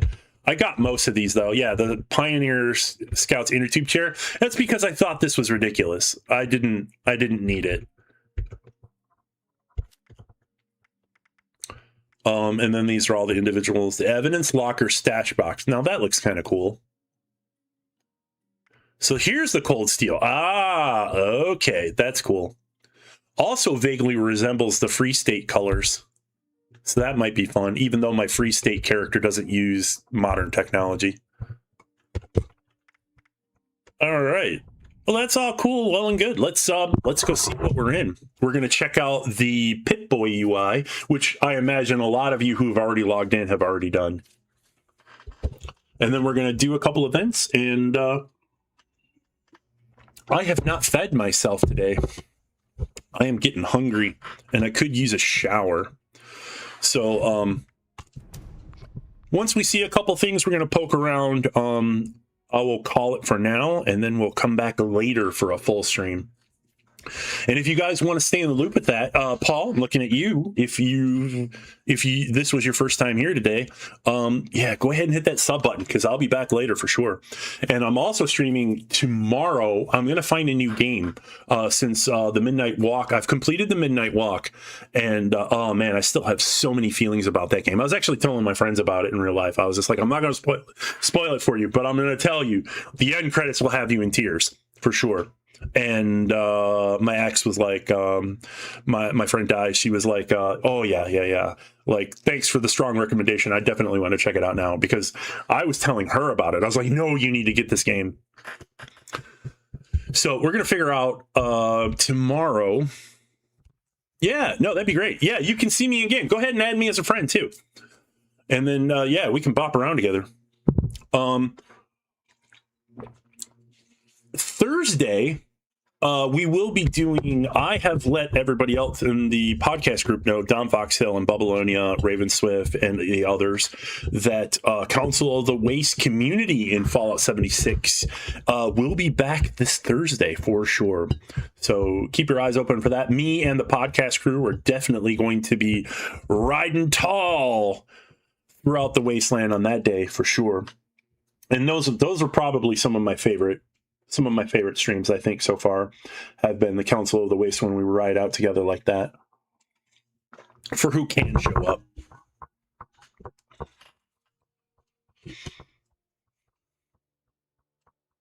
I noticed I didn't get the notification for last year's season. They usually say that we took your excess points and turned them into something else. They didn't give me that notification this time around. All right. Where did I log off at? Oh, there we go. This is what I was talking about right here. 25 gold bullion from 25 tickets. There we go. Cool. Because there was no way I was going to make up those 2 extra ones for the 25 perk coins. All right, so where are we at? Oh, we are at the creamery. Yeah, that's the creamery up there, and that's the bridge down there. So let's go ahead and take a look here. Ah, look at this. Nice. Oh, they changed the UI. Let's go ahead and load these up. These all look agreeable, but I would like to try and re-roll. Some of these are actually really easy. I don't want to fight for anglers. This one I'll re-roll. I'll use my free re-roll on that. Kill animals with a pipe gun. And then the weekly... Concrete oil? Yeah. No, I don't want to fight people for soap. That's like fighting people for books. Take a picture of a Megasloth. Okay, so not an upgrade for epics, but absolutely worth it. So we got all of that cranked up, and we'll see here. Let's take a look. Decryption, spin the wheel, and a manhunt. I wonder where everybody's at. So you'll see me here as Rameth0_gaming YT for YouTube. If you want to add me, like, that would be the way to do it. And there's a lot of people not logged in I thought would definitely be logged in. Wow. Wow. I'm on PC on Steam. There are so many people not logged in right now. These are all people with jobs that work during the morning, I bet. The fact that Addiction Gaming, she must be on console today. There is no way. She must be streaming from console today, for sure. But yeah, we've got Peak Gamer Bod, and I don't see Cat Lover. I think Cat Lover removed me from Friends List because Cat Lover is weird and likes to do that from time to time. Let's go see an event. Oh wait, no. Check the Pit Boy.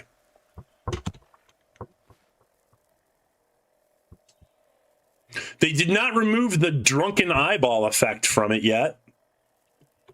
It still looks weird, but I see the resolution has changed a bit. That's cool. Effects. But I don't really... Yeah, it still messes with my eyes.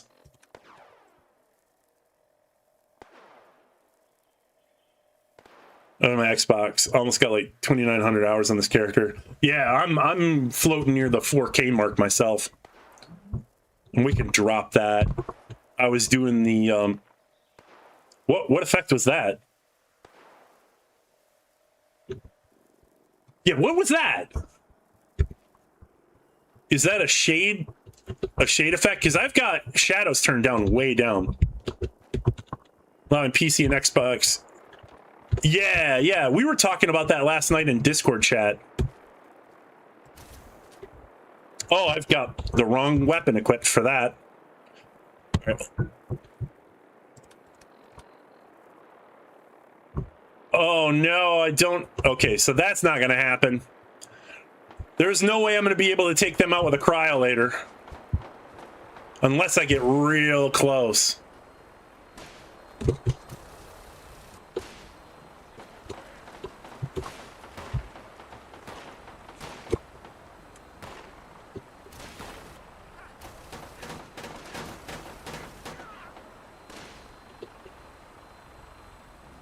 Y'all want a piece of me?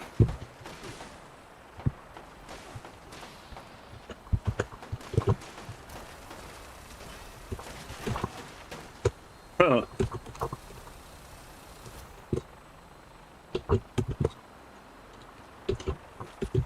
Yeah, there's no way. Not with the weapon I have right now. I'm not going to be able to chase that down.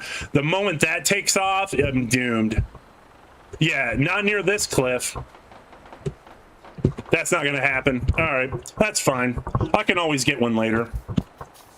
But let's see. Let's check out, oh, collision course, manhunt, and patrol duty.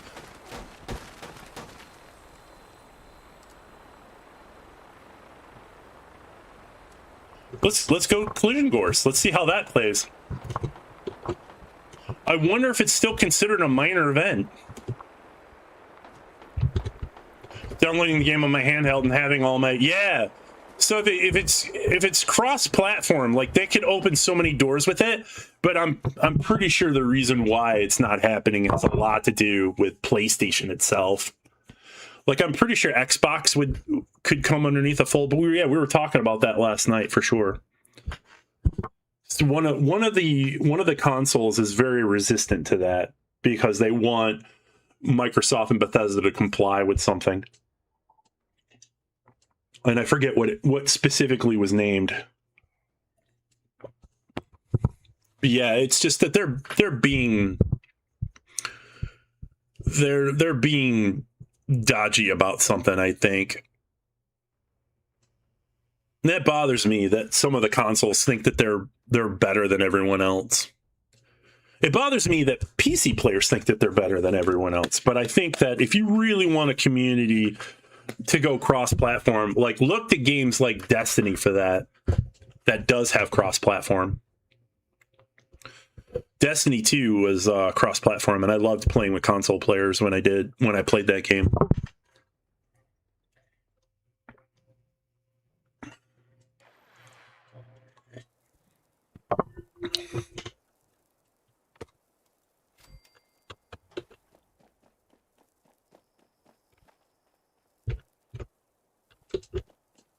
Did I miss it?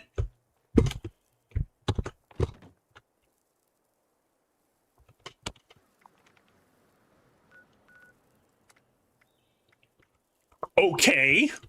All right, let's check out Manhunt. This is one of the newer ones. Yeah, so patrol duty. Yeah, so these activities, these are linked. It doesn't look like it. All right, let's. All right, let's see if we can do them together.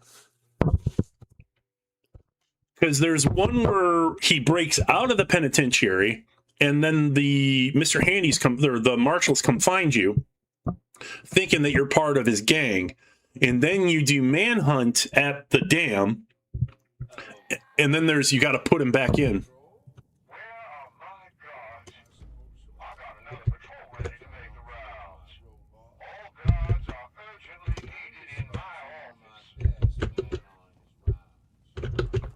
Huh. Oh, here we go. Should definitely be cross-platform. Yeah. And there are so many people that I know that would probably be upset by that too. Because there are... Oh, you've got a cryolator too. Awesome.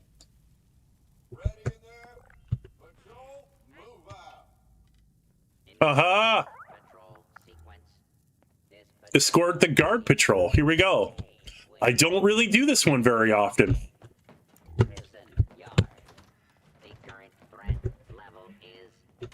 I'm so hungry, you guys. I haven't had breakfast or lunch. I had to get myself ready for this. But we'll see how this works. And then we'll get a pretty good idea of things. And then I'll probably be back a little bit later. And I promised Kat and Peak a raid for sure. Prisoner collar. Now proceeding to A wing. A wing is occupied. General population.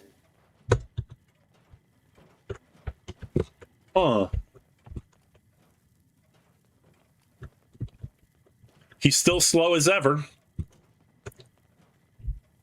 Yeah, you can see him. He is okay. He's speeding up now.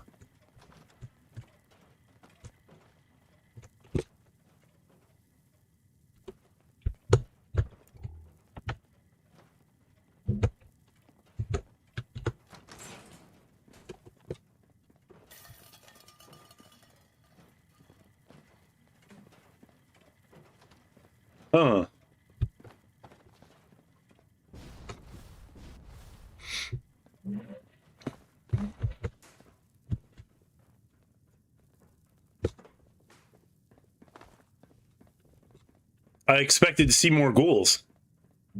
It looks like a lot of them have been pre-cleared.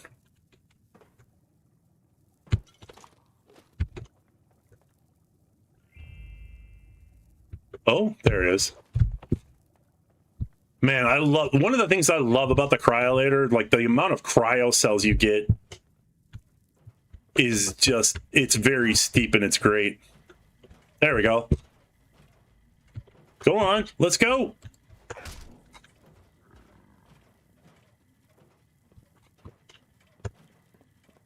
I noticed that, yeah, okay, so the guard does have a health bar. That's good.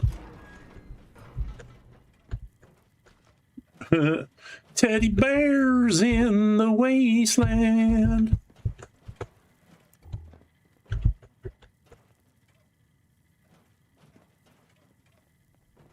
Now entering security station Alpha. Please secure this location.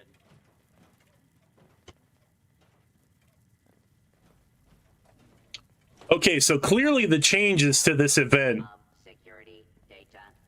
Please wait. didn't preclude them actually cleaning up the dumb parts of it.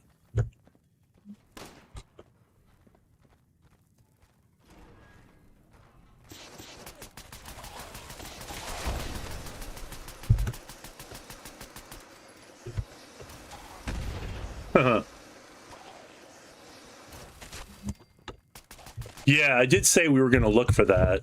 The plans. Where's the plans?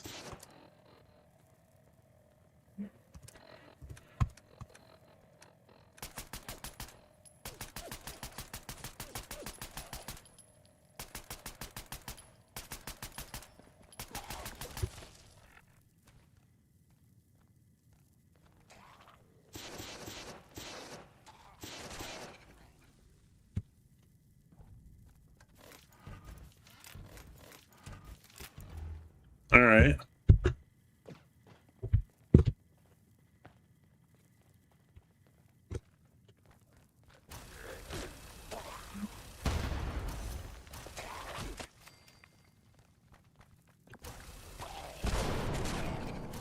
Yeah, I think what's great about that is anything that cleans up the wasteland, like, also improves server performance, I'm pretty sure. The things that I'm not dropping on the ground.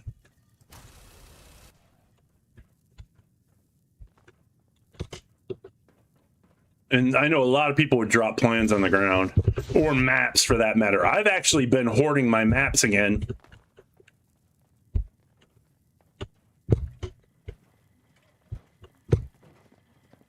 Otherwise, I would just drop them on the ground. And the supply ones, we're gonna have to check and see how that works too. The supply, the supply drop ones that you upload at the transmission towers. We're gonna have to do a lot of testing and see what's up. A wing secure. Now proceeding to B wing. B wing is designated for minimum security. Select inmate. Receive amenities such as a window.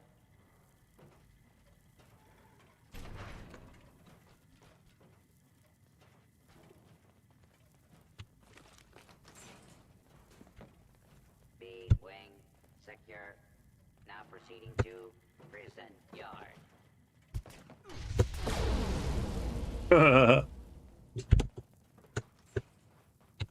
Give me them spices. I don't need sugar though.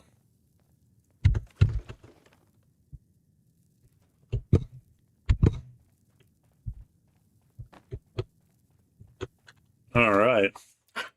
Your inventory, so you could drop it, but you can sell it to your vendor. It shows up.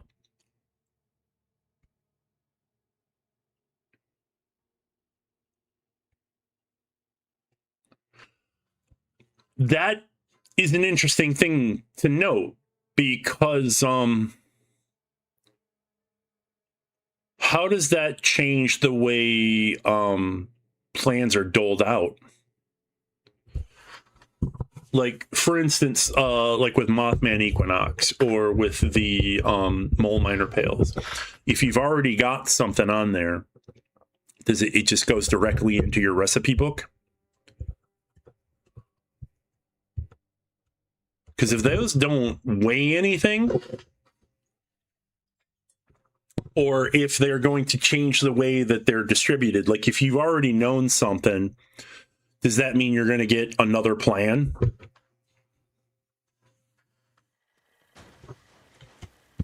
Because they mentioned that before, but that's not always been implemented correctly. Oh, man. I'll be right back, folks. I do not have the weapon for this. I might need my sniper.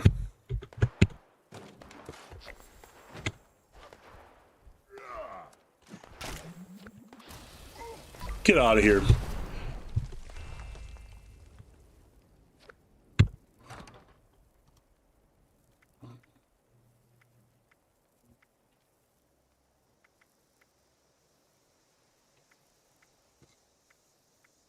Yeah, there's the daisy cutter and my black diamond.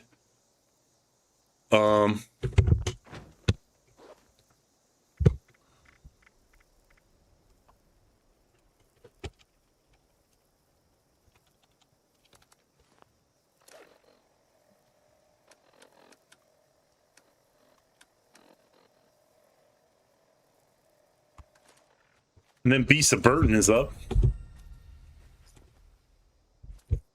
Wait, did that just finish?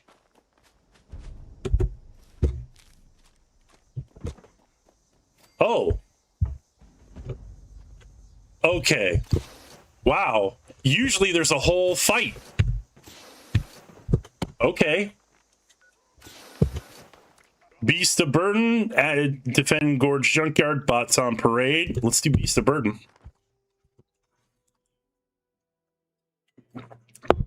It works. You want to trade, like physically go up to somebody. Yeah, you got to do the standard. Like you can't just drop it on the ground. Although that's going to be real interesting for Fallout First folks too, because they're still going to be dumping their access on the ground, which contributes to server load.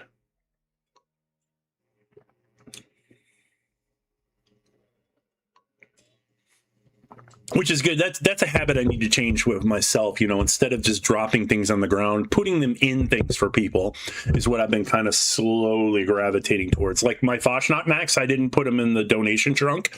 I put them in the mailbox near the cheese house. That way it avoids all the grubby capitalists, and if people really want it who are watching the stream, they know where to get it. All right, let's food up.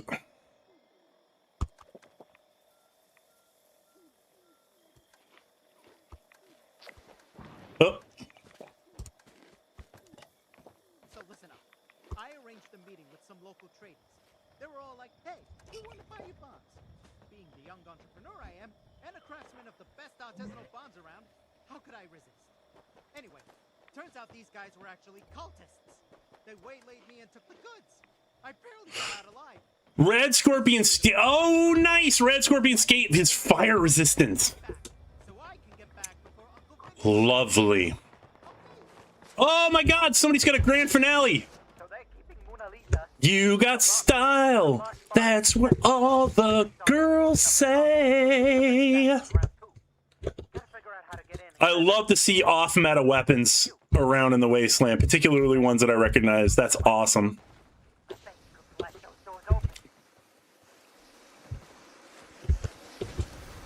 Woo. Oh, there we go.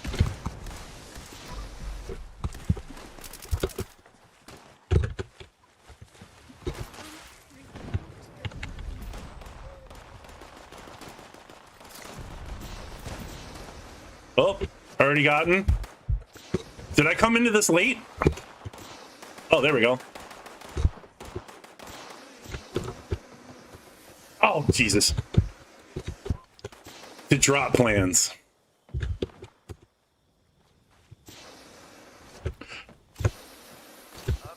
Oh, okay. All right. People got it before I could. That's fine.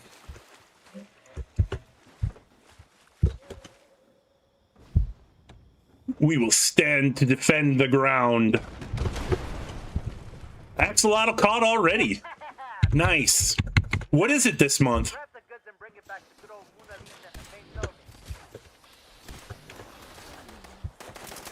Stop it. I gotta stop fat fingering my keyboard.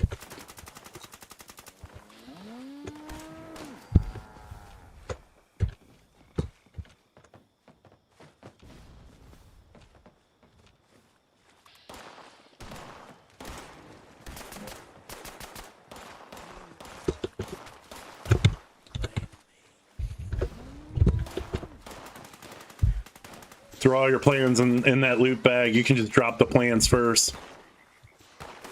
Yeah, that's what I used to do. Is just Yeah, we just keep putting it in the same one.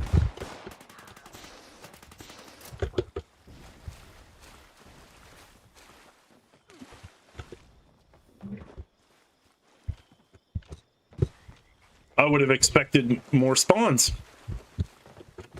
They're just going to let us all... Wow, the resistance in this was minimum. What the hell is that thing? Phew! I can see him from here. Kill him before it, comes this way.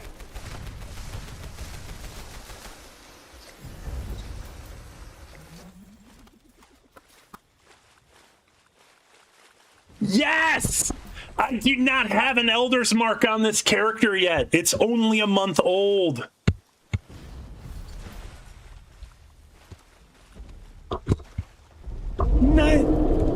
What? Oh, you're gonna get a piece of me. Oh, he's not huge. Okay.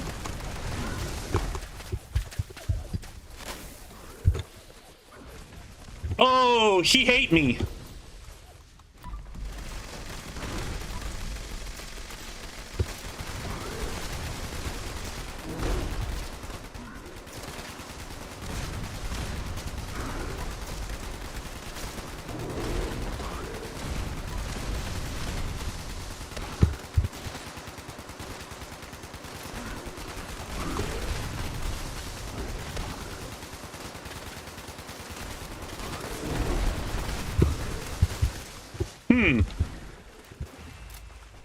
Party Crasher, Mutants, Pipe Revolver. Clay Axolotl can be caught in toxic... Oh, so the Clay Axolotl is not just that. So let's take a look here. Reload speed and melee attack speed based upon kill streak count. I know exactly what I'm going to do with this weapon. I'm going to use it. Let's go. If I put reload speed and attack speed with a snappy trigger on it, scrapping my 4-star, yeah. Hold on real quick. Hold the freaking phone.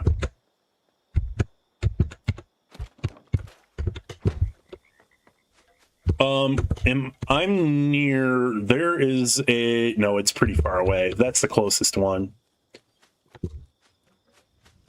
Can you imagine, like I managed to scrap ferals on the first day of the Burning Springs update. That was cool. And also I told myself if I was ever a character in the Fallout universe, based like the fictional character that I write about, carries a pipe revolver. The Trusty Rusty is what I call it. Oh my god, I could just... My poor video card.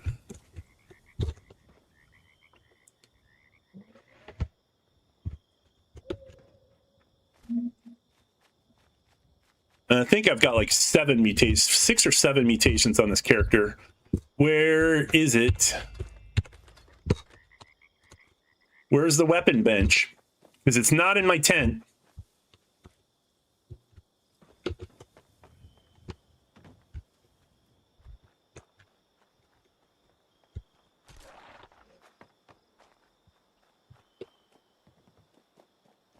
I have forgotten where the weapon bench is here. It's on one side or the other.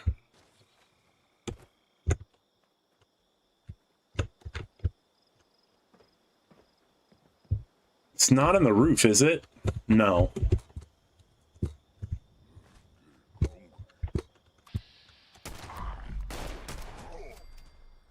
Bam! 2-shot.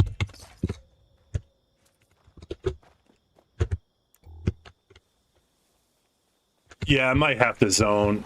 I don't know where the weapon bench is. I thought that was it, but apparently it's not. Also, I saw a bag. Is this one? Yeah, bag of cement. No, okay, it's not.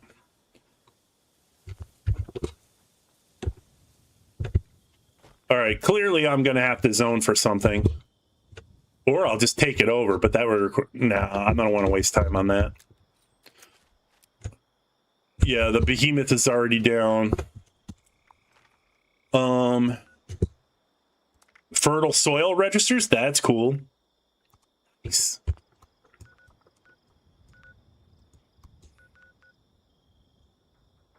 But it's considered an activity, not a main event. All right, all right. God, I'm so hungry.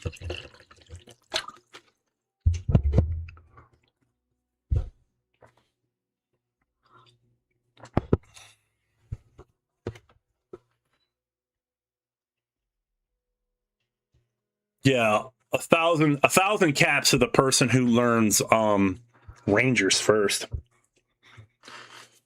I managed to get bullies. That one's really good. I got that one on my melee ghoul.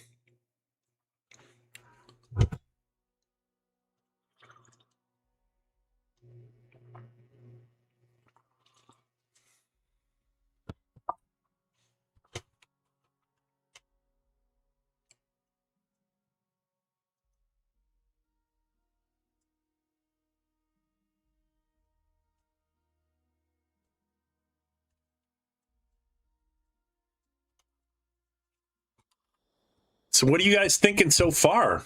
What have, based upon what you've seen?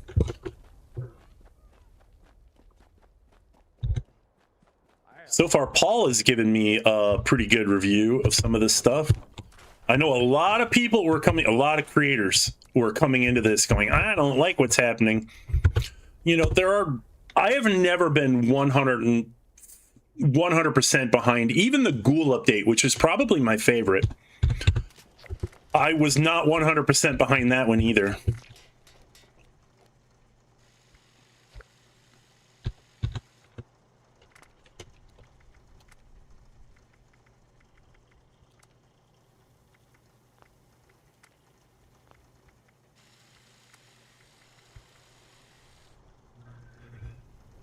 That means I could put my my trench broom away. And I got this last night.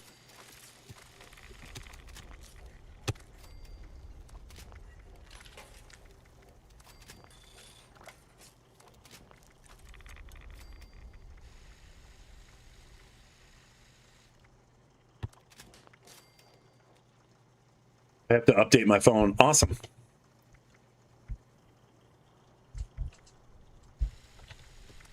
Yeah, I know exactly what to do with this. Is it hair trigger or is it snappy?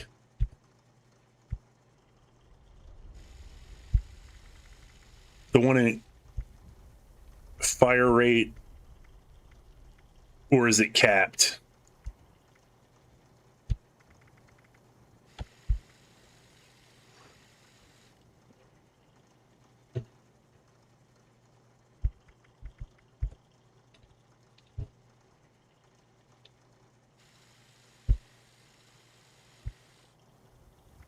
Oh, I see.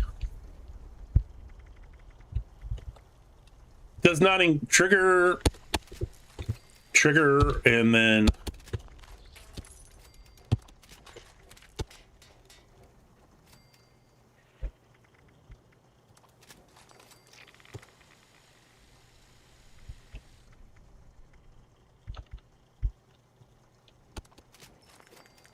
all right.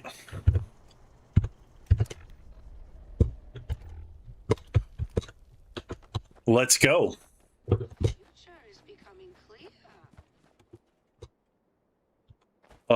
Yeah, let's take out mole miners with it. Let's see. Let's play.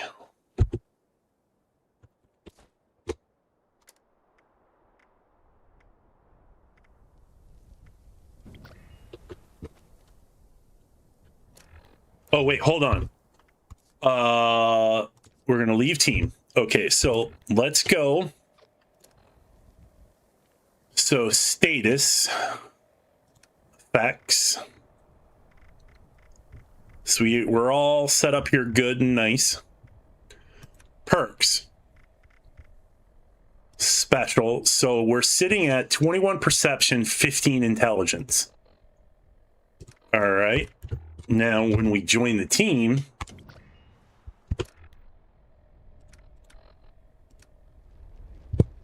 we only got 3 points. And that's not even fully set up. Okay. So, okay, we got 3 points. Not as many as Paul did, but we did get some. Hello? Anybody home?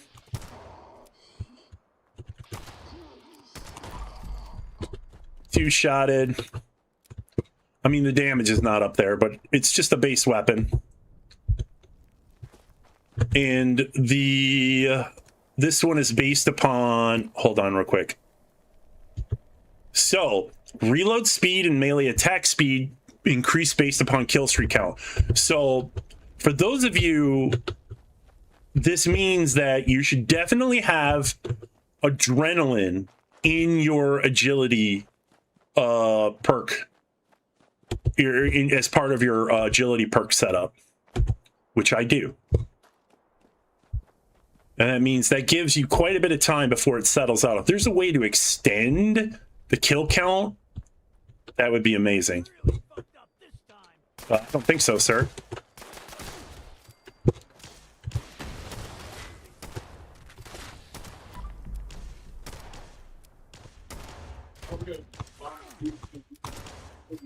And I'm just doing this for, like, I'm not even putting reload speed on it or faster fire rate.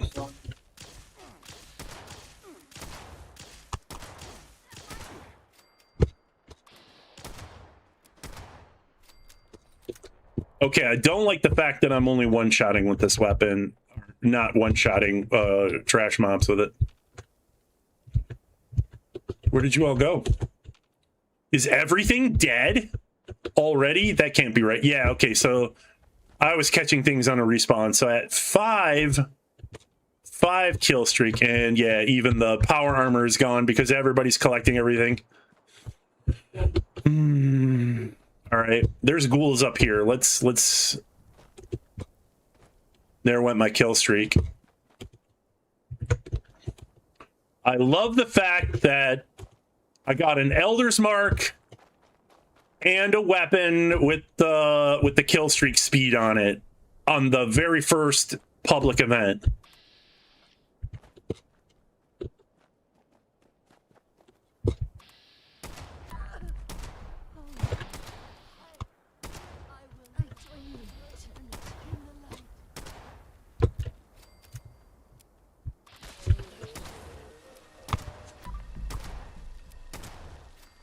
I'm getting pretty good shots going on it.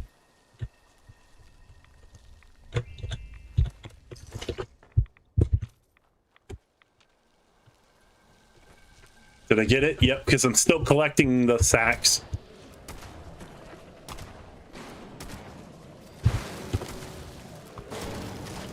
Yeah, so there will be some improvements I'd need to make to this weapon in order to make it, like, worth. Like, I would probably need to change the mutants to something else. Currently 35%. So I'm not even... The mutants is probably better as an armor prefix.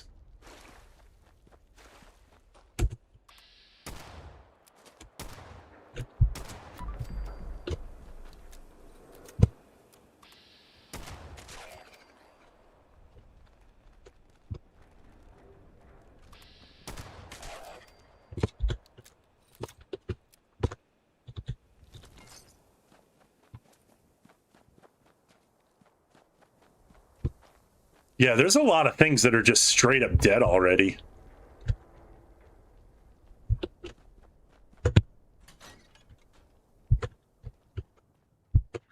Yeah, everything's dead. Can I fight something that's still mobile? I guess I'm not the only one experimenting with everything. All right, you know what this needs? We need a high pressure situation. Let's oh, eat a cake. I can do that right now.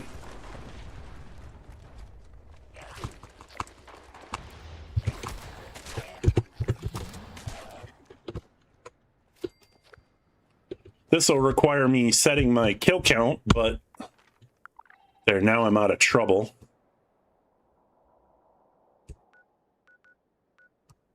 Here's where I like to test things.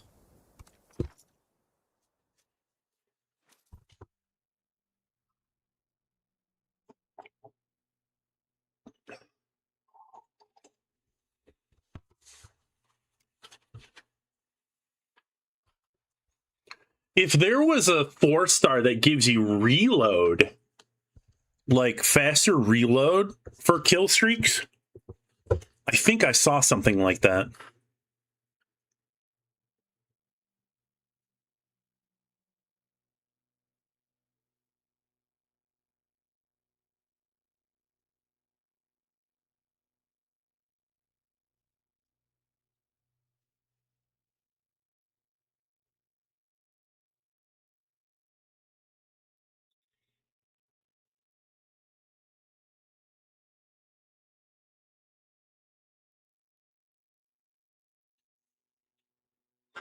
I think one of my roommates has already gone to bed. Or not roommates, housemates. She's on the other side of the wall from me.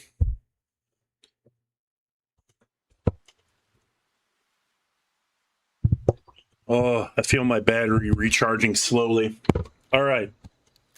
Let's go ahead and reload. There's a couple of things I'm just going to tap.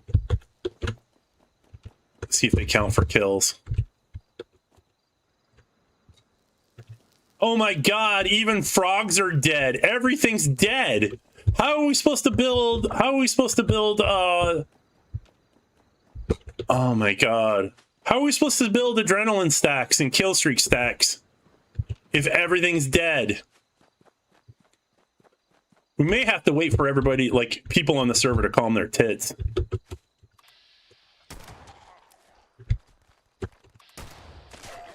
One.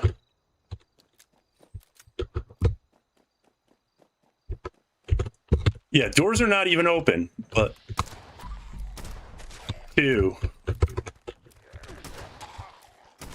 3, 4, 5,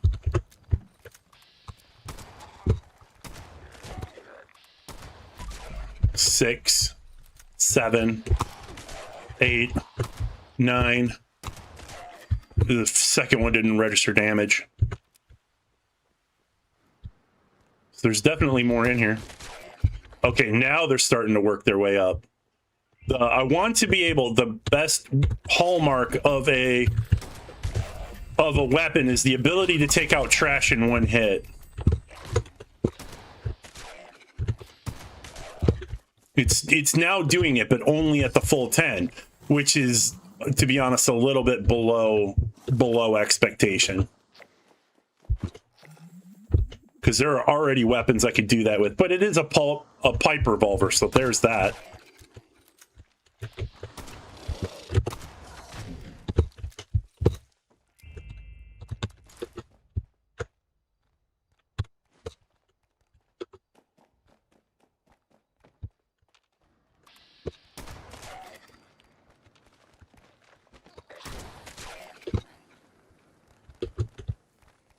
$600 on a regular shot.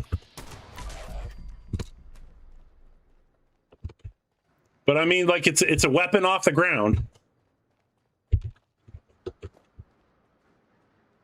All right. So now the next decision remains. Do we scrap this? Because that's really what it comes down to. If it's not going to be any use to me as is, then I got to scrap it. Or it becomes a weapon I can put on a character, and the one most likely to use it would either be this one, who's definitely a pipe is life kind of character. As a rust engineer, scrappy weapons are good. But then what do I craft that into? Is there an FFR I can use on my plasma caster? Right now it's on the scrap list. That's a good question. I kind of want to see how that works. So let's log over to my main character.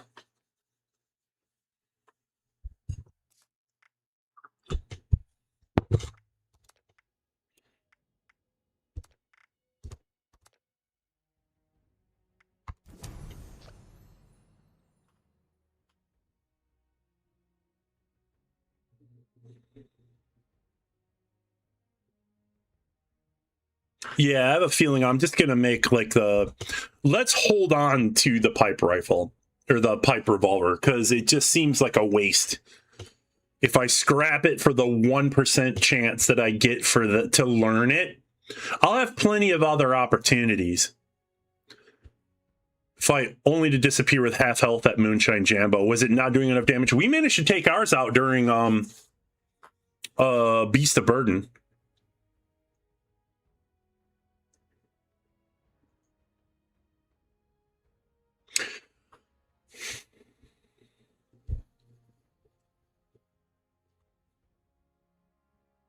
But I didn't fight it up close. I definitely did not, because I was on top of the roof of the shack the whole time.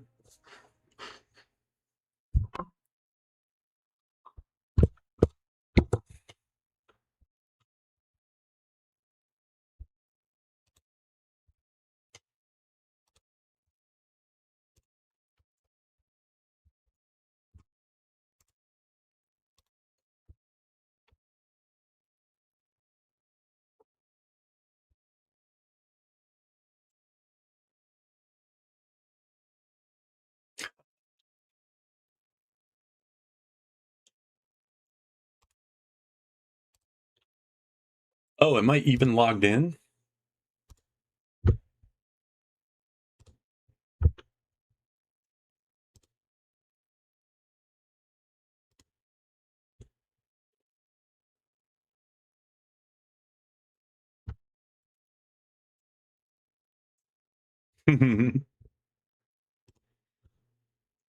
Looked like a glitch.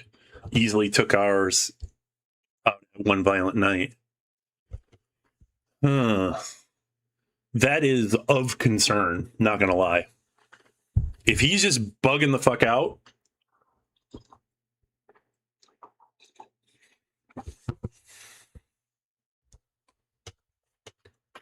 because that's one of the things that I kind of raise my eyebrow at. Like, how does a creature like that exit? Because if it runs away, that's one thing. That means you can chase it down. But if it straight up just despawns, that opens up a lot of problems on a coding end, I'd imagine. Because then there's got to be conditions for it. Scenery around here makes you long. Anywhere else,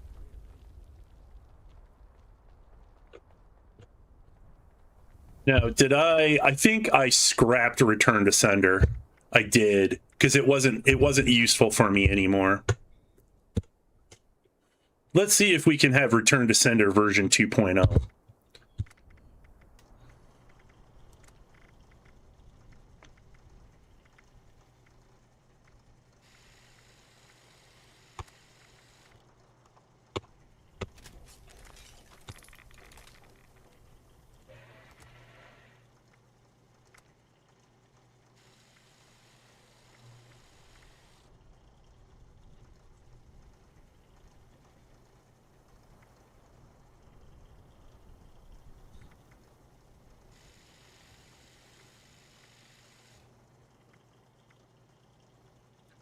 Drains target power armor battery by 5%. How is that meant to be relevant with the way we play? Signal dish bearer. Yeah, that adds the rad damage. Sniper barrel. So it looks like there's 4 mods on this thing.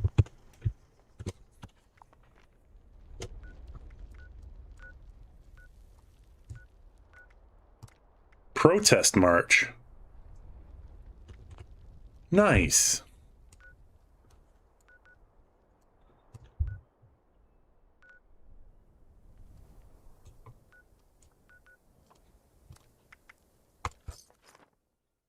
Let's see where they've got the mods at.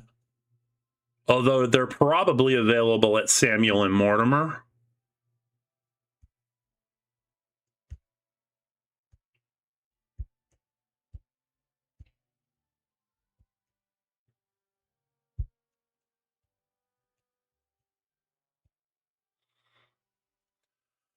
I like the idea that the legendary perk cards can be removed at 0 cost.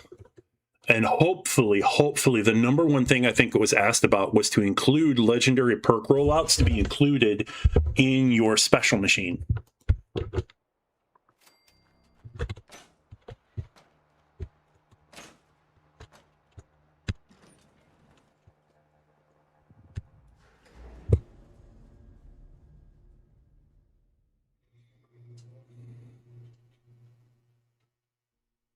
The vault style intelligence lining is at foundation. Cool. Because that's probably what I'm going to get for my rust engineer. Because I'm going to be focusing a lot on energy and cold damage. Or maybe just elemental damage in general. What are you looking at, tough guy? Agents live by rules. Cole seems to have forgotten. Brotherhood Recon. Slick for nothing. Why do I not have this? I love the Crusader pistol. How did I not have that? Agent Stern should never have had a child. That little brat is a pain in the ass. But we just call him Peter for short. There's the protective lining Secret Service. Okay, I'm just gonna get that.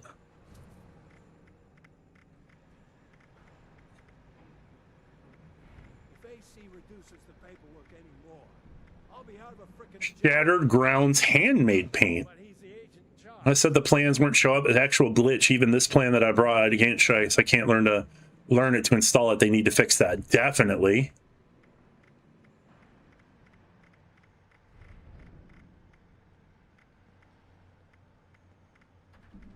Oh, my days in the field are past me. Now I get to handle requisitions. Don't mind the others. People's skills aren't their strong suit. Maybe I should think about picking up the Warglaive for my Rust engineer. So Plasma Caster, Calibrated Pulse, Signal Dish, Sniper. But to hand out. All it takes is some gold bullion. It's a great look on you. I do have solar armor on this character. Good.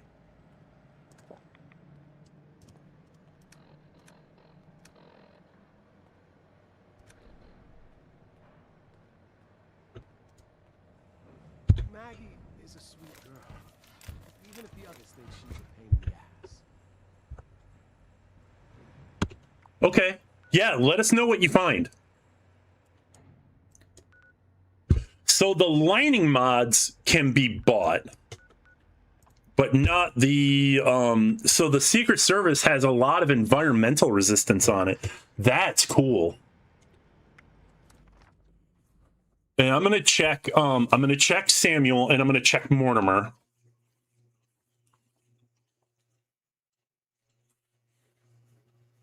Not good. Oh, you're not going to actually restart your Xbox. I misread you, Paul.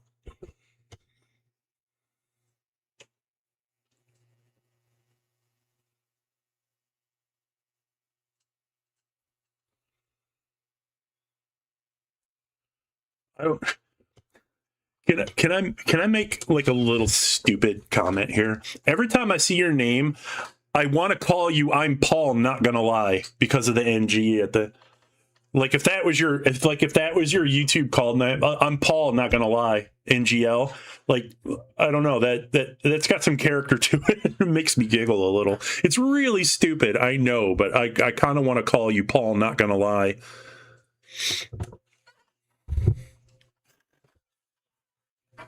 Oh my god, that's I had one of my friends I used to go to LARP with had an orc wizard named Not, as in spelled Gnot. And when people would ask him who he was, he'd be like, I'm not. And they'd be like, wait, what? Who are you? I'm not. Not what?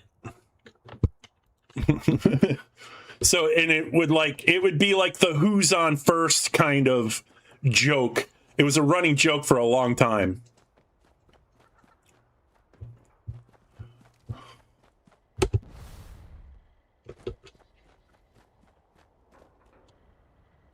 All right, let's see here. Always says his stuff will go on sale tomorrow. Somehow, tomorrow never seems to get here. I don't see anything new. There it is. Let's pick that up. Later chatter on the LF? So you have to open up the recipe book. Really go You got for it. a hope. All right, since this is the only under thing I own for this character at the moment.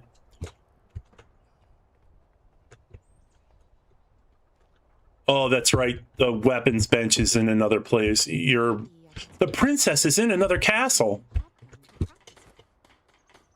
All right, I don't remember where it is here. So let's go to Nuka World and we'll put that on, and then we'll check Mortimer, because if Mortimer sells the Raider one, the Raider one's good because I think it's got luck on it, and the luck is what I really want for my crit builds. Same server and nothing changed, so I'm actually just going to try and get out that. So it keeps bringing me back. Yeah, can you change servers? Like, will it? How do you know that you're at the same one? Is it because of, like, did they have the same teams?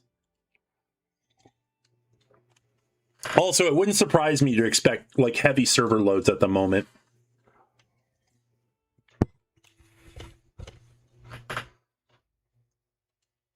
Yeah, I've had problems. Yeah. I remember last week when I was streaming, it was like I couldn't pick anything up. I couldn't change the cores when I was doing the silo runs. It was giving me so many problems.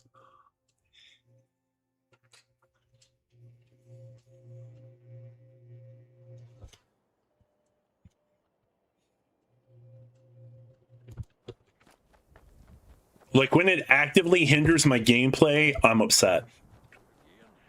It's not changing servers.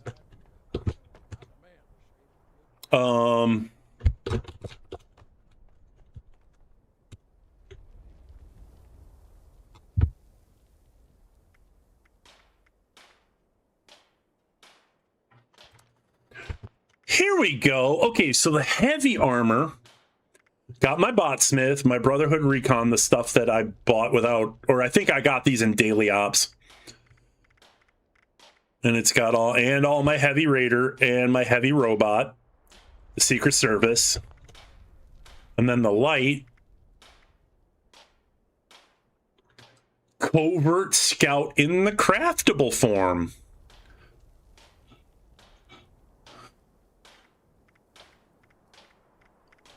And it should be, yeah, solar should be on here too, but I don't have the vault steel for it. And then the medium. Arctic Marine, which is something I'm going to see if Arctic Marine is useful again at some point in time. Actually, hold on. Let's just do that now. Oh, apparently I'm still in my crafting. Oh, I don't have Buttressed on this character? But I've got Tempered. Tempered increases...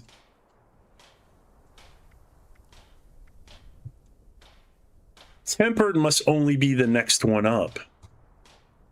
But Hardened increases all of them. And then Welded...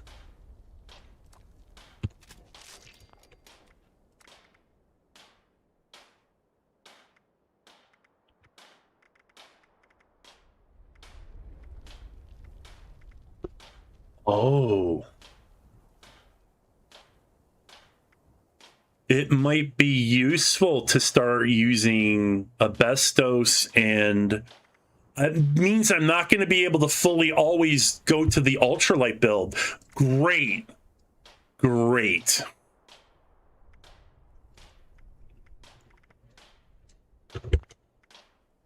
And I can change the camo on it. Okay. All right. Oh, and there we go. Shielded lining. Ah, I still got it. But then the style is the vault style. And the standard is as it is. Endurance, int, and luck. Yes, I would actually keep that for this character. I mean, I would want higher endurance, but the int is good. Okay. To Mortimer. Oh, wait. No. I mean to do this.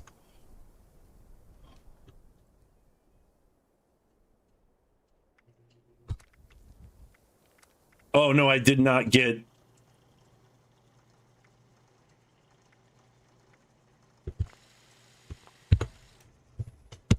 Who else? Where do we get the automatic? Hold on. I might have to recheck the Bethesda notes for that. Plasma Caster mods. Fallout 76. March 3 update, auto Plasma Caster. The Plasma Caster mods won't be in the March 3rd update. They're delayed for a later date.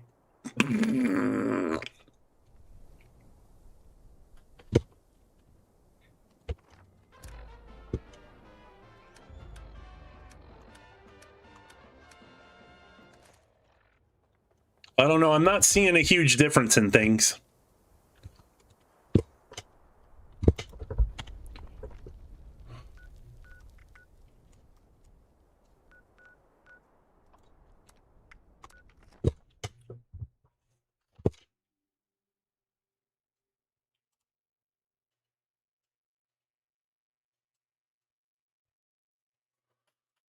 So it's still available on the PTS, then, the automatic barrel.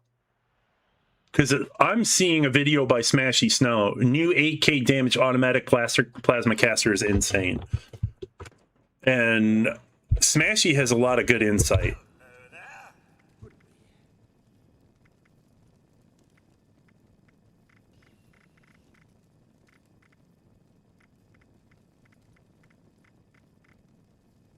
No, it's not here. Okay, then we go to my favorite place to buy weapon mods at RNG. And we'll see if there's anything in there, and then I will officially be able to block that out of my head. You need to go to the team settings and leave the world through that setting, or else it brings you back to the same team in the same world. It can be good and bad. Yeah, it does. But at least, you know, if you have like a good team that you haven't friended yet,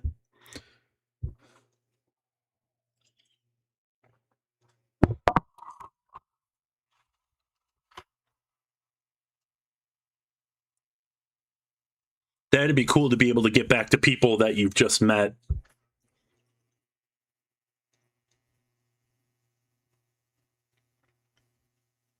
Oh, my coffee's already gone cold.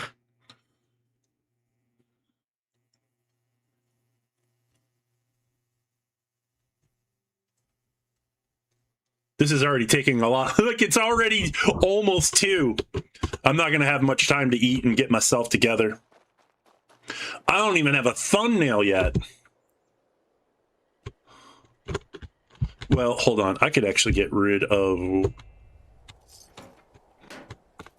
medical supplies. Let's grab these cigarettes.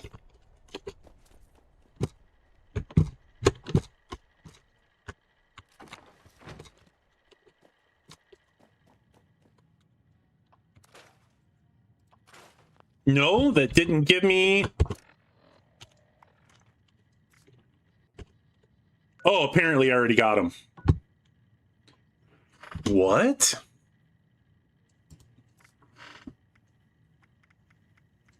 Yeah, all right, I got them already then.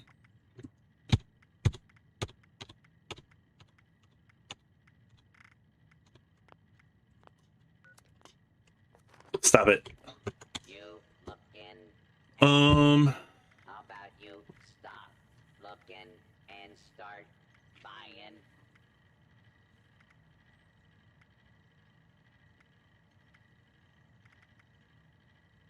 The beam focuser for the Gatling Plaz.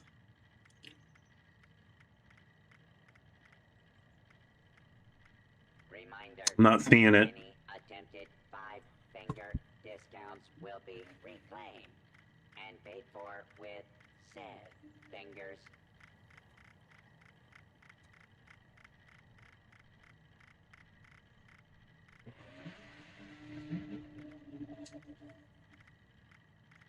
No, okay, so it's not plasma gun. That's not the same thing. Hard And the plasma caster would be before that. looting.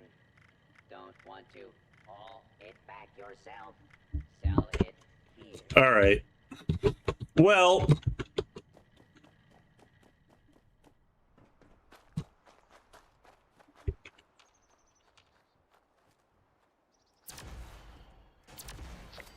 it fires slower.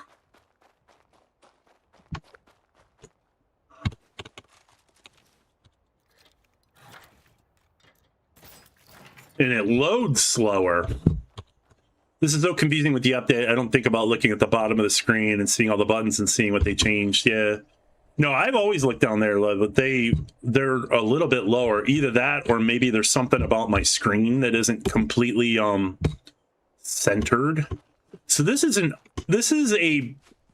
modded for sniping. Let's go ahead and take a look here. So 433 range, that means it's got the same range as a black powder weapon. Single fire, fire rate 10, capacity 10, plasma, AP cost 32. So this is one of those you definitely want to... Oh, I'm not even in a combat build. Well, Ram, aren't you fucking brilliant? Because this is the kind of weapon, if it's got high AP costs, you want Number Cruncher in that build. It's like, wow, I was like, this weapon feels gimpy.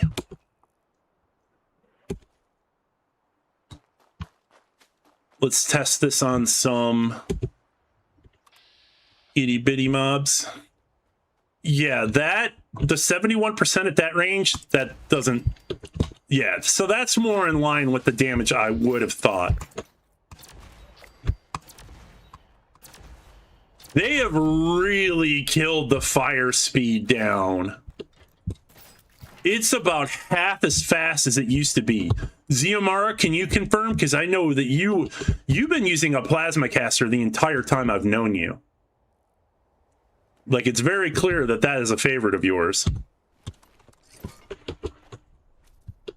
And look, there's a sheep squatch.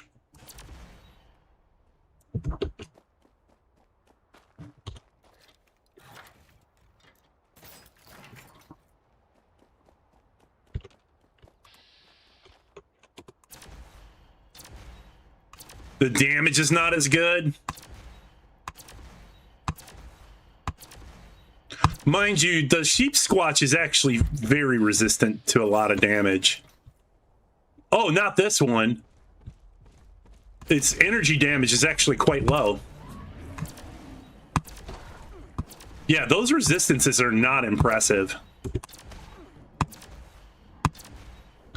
If I had limb damage on this thing...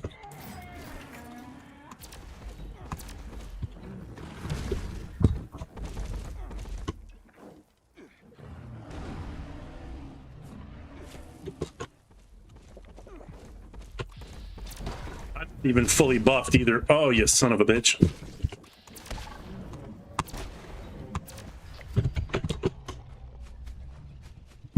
Yeah. Definitely nerfed.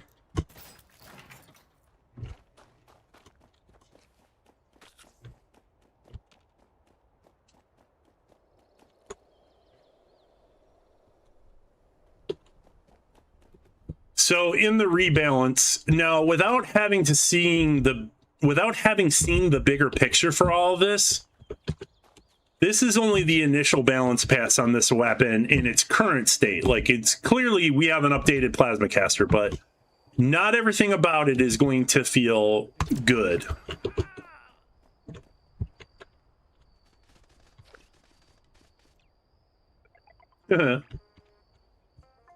Yeah, I don't know how I feel about it yet. The damage is less, the accuracy is less. That's accuracy 80. Yeah, it's really slow. I would think that if they were going to give it a fire rate of 10, because that's the same as the regular sniper rifles, that accuracy has to come up by a lot. Like, I would want that to be closer to like 100.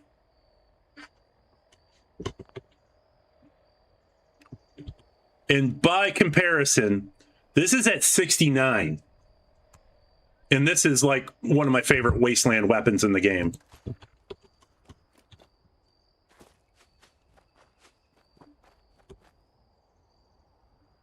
How many more fucking... Shit.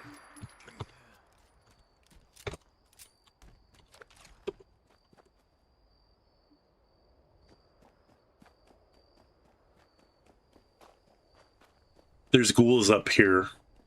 They haven't changed much about the 10mm. That still feels about the same.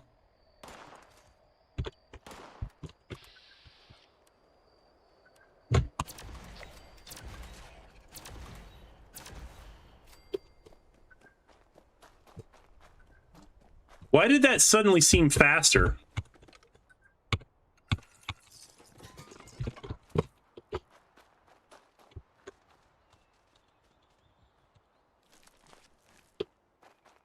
Where are the rest of them?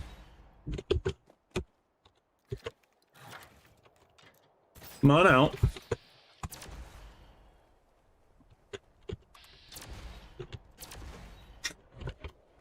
%84 chance and I missed 3 shots. I'm hitting the mouse button as fast as I can.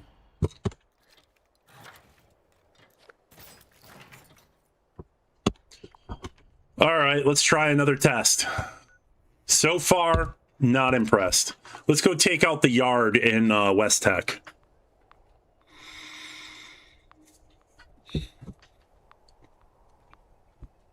And then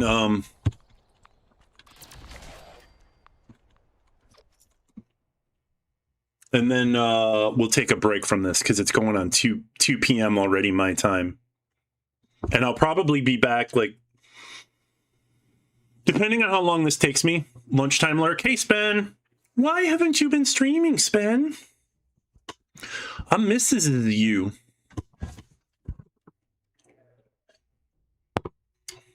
You've been busy, or you've been sleepy.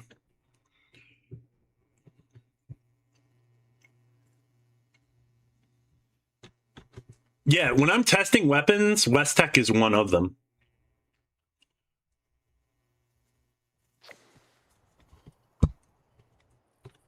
West Tech, like, here are my good test zones. Like, West Tech for high-level mutants, for sure. Wow, I actually hit him in the leg, too. Been looking for a second job. Oh. So West Tech is good. Huntersville is good. West Tech a little bit more, like the yard at West Tech. White Spring Golf Club is good if you want a lot of, like, crunchy mobs that you want to kill in a row to test fast close combat weapons. Solomon's Pond for the super mutant behemoth, also like the pylon. Abandoned Bogtown will also do that.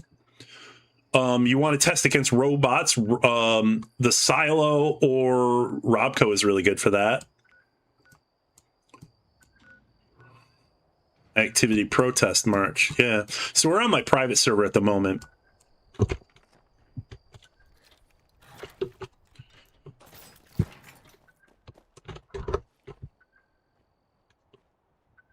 And am I in a stealth build for this character? I don't think I am.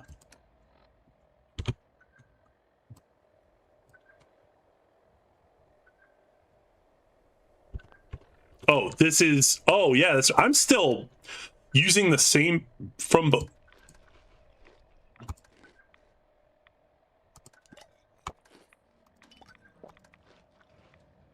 Let's just... There we go. Now we're buffed. The head is the...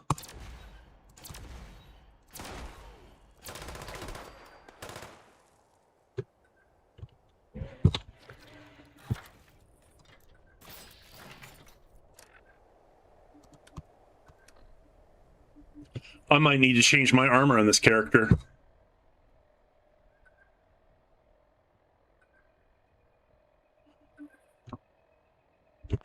Okay, so it is per piece.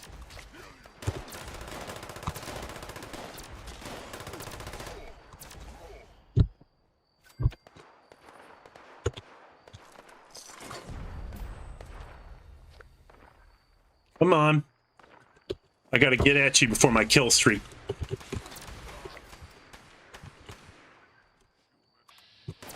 Yeah, so I don't... Other than the range, why would I choose this weapon? The reload on that is terrible.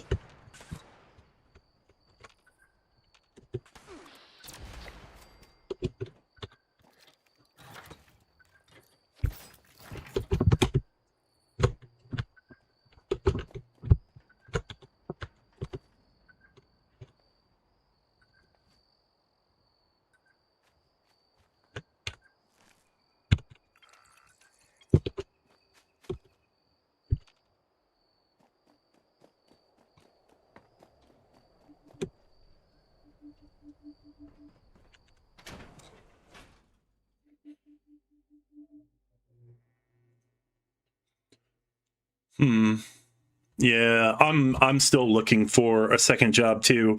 I am actively looking for something to leave my current job, as I've lost a weekend day. And while I'm currently, like, she's currently trying to get me scheduled at another place that's nearby, I can't take public transportation to get to it. Why is this? What is up with that?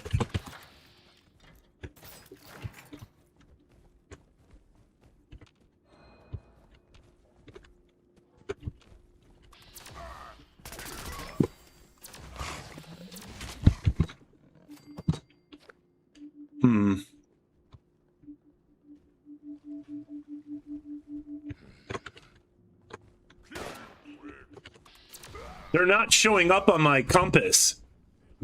What is my... Well, perception of 14? That still doesn't tell me where everything is at?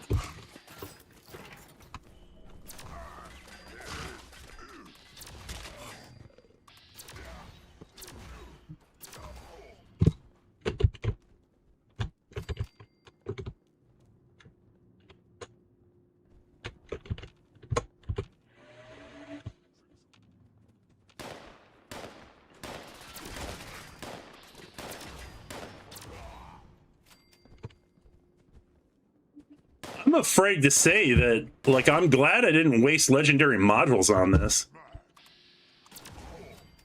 There we go. But still, it's like...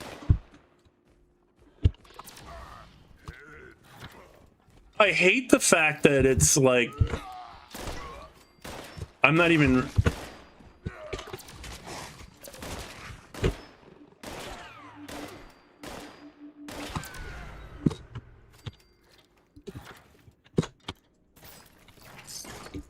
I'm not feeling this at all.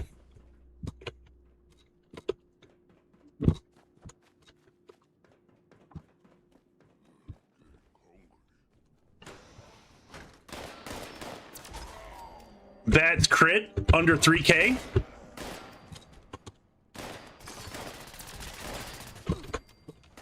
Yeah.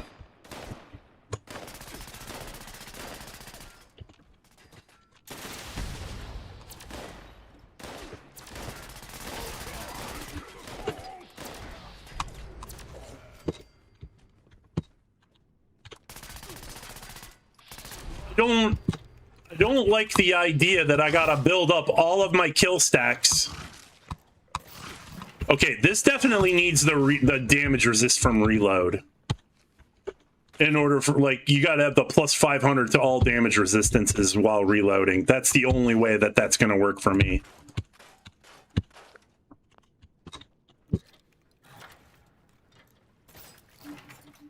And that would take the spot of the reload bonus. So maybe in the hands of a ghoul with Wild West hands would make more sense, but it does not feel good right now.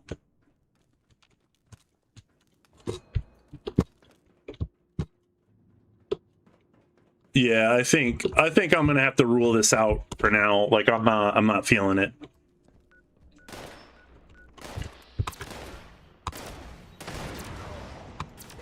Yeah, and then when the kill streak's gone, it's a 2-shot. For an unmodded weapon,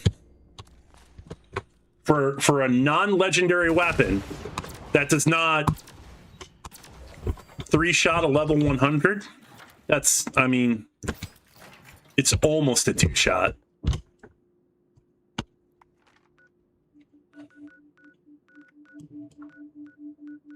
Yeah, I'm not feeling the plasma caster. The standard way I like to mod it, which is what it's currently in, is not working out for me. It's not working out for me at all. The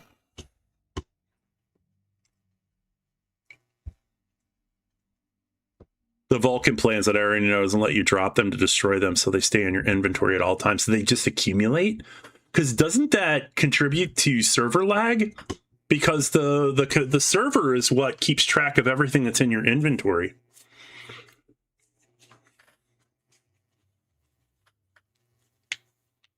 So if you had 500 Mr. Handy Buzzblades in your inventory,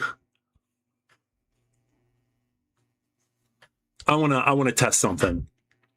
I'm gonna go buy a plan that I already know and see what happens.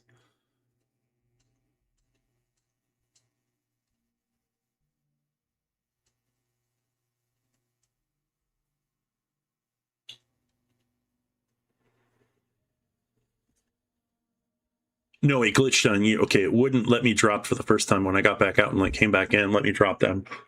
So there are some glitches. They're gonna have to fix that. Have you petitioned them? So I'm guessing we're the beta testers right now. Yeah. I mean, thank you for flying Bethesda Airlines. All of our players are required to work with us to fix our game. And if you're a modder, we definitely love you and will never credit you for it.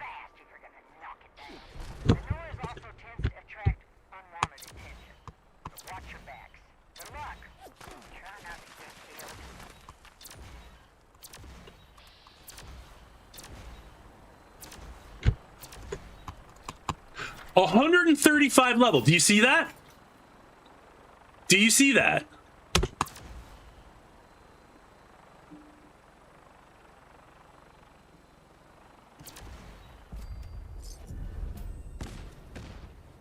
I mean, I'll take it. I still don't have Furious learned on any of my characters. And I don't think we can loot these. Yeah, oh yeah, we can't.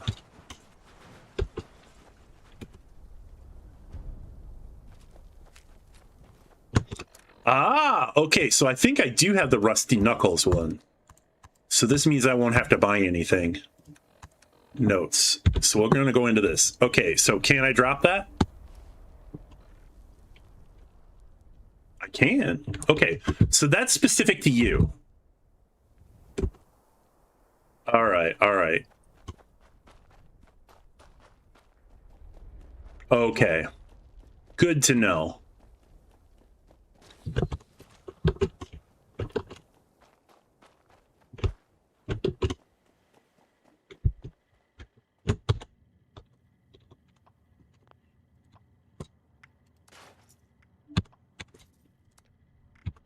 Come on. Come on, Furious. Nope. Eh. Resupply here, citizen.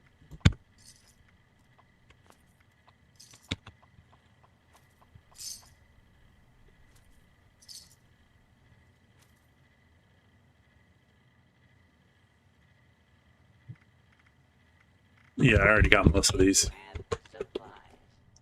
Definitely like the vendor. Do I have my vendor up? No, wasting caps traveling to BS. Yeah. So I know I'm not going to have anybody on my map because this is a private server. Where is, I think my camp is down here. I do have a vendor open, but it's not showing. Now, I don't have anything in that vendor at the moment. Let's try that. Let's try that. Oh my god, I gotta pee so bad. This will be the last thing that we do, and then I'm gonna finish it up, and then I'm gonna work and put together the next stream that's coming. I should be by like maybe 3:30, so about an hour and a half, 2 hours at the most, depending on how froggy I'm feeling. And hopefully we'll see you guys then. But I'm gonna let this load up, and then we're gonna test it. They should is maxed at 40,000 caps. They should allow it to not sell any more items if you've already reached your max. That'd be nice. There have been plenty of times I bought something in somebody's camp and then they immediately de-res the camp.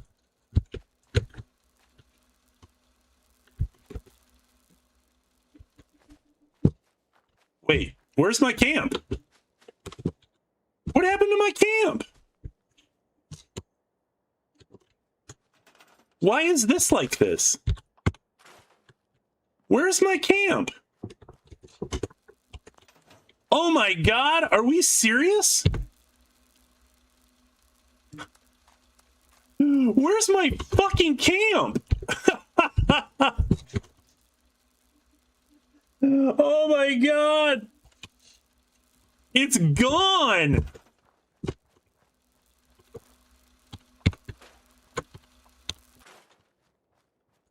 I have stuff stored though.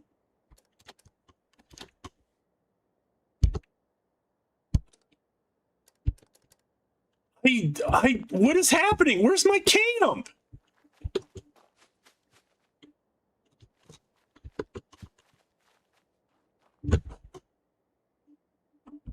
Oh, that is so... How? How did that happen?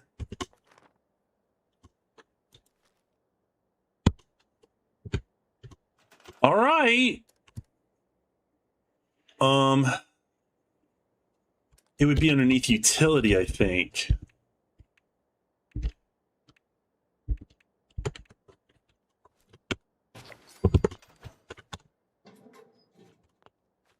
Okay, does this one require the power? It does require power. All right, well.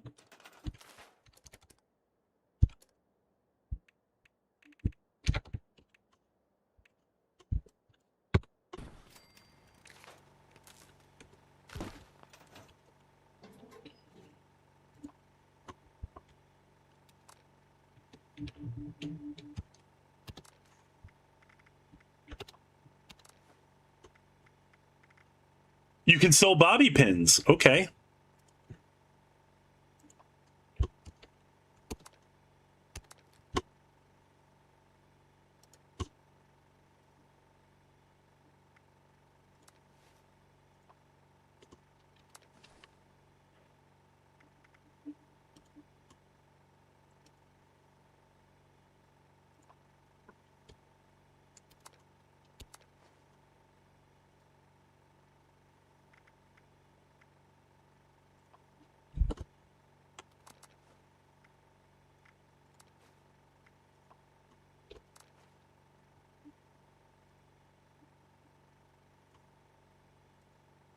Why do we even have a notes box now?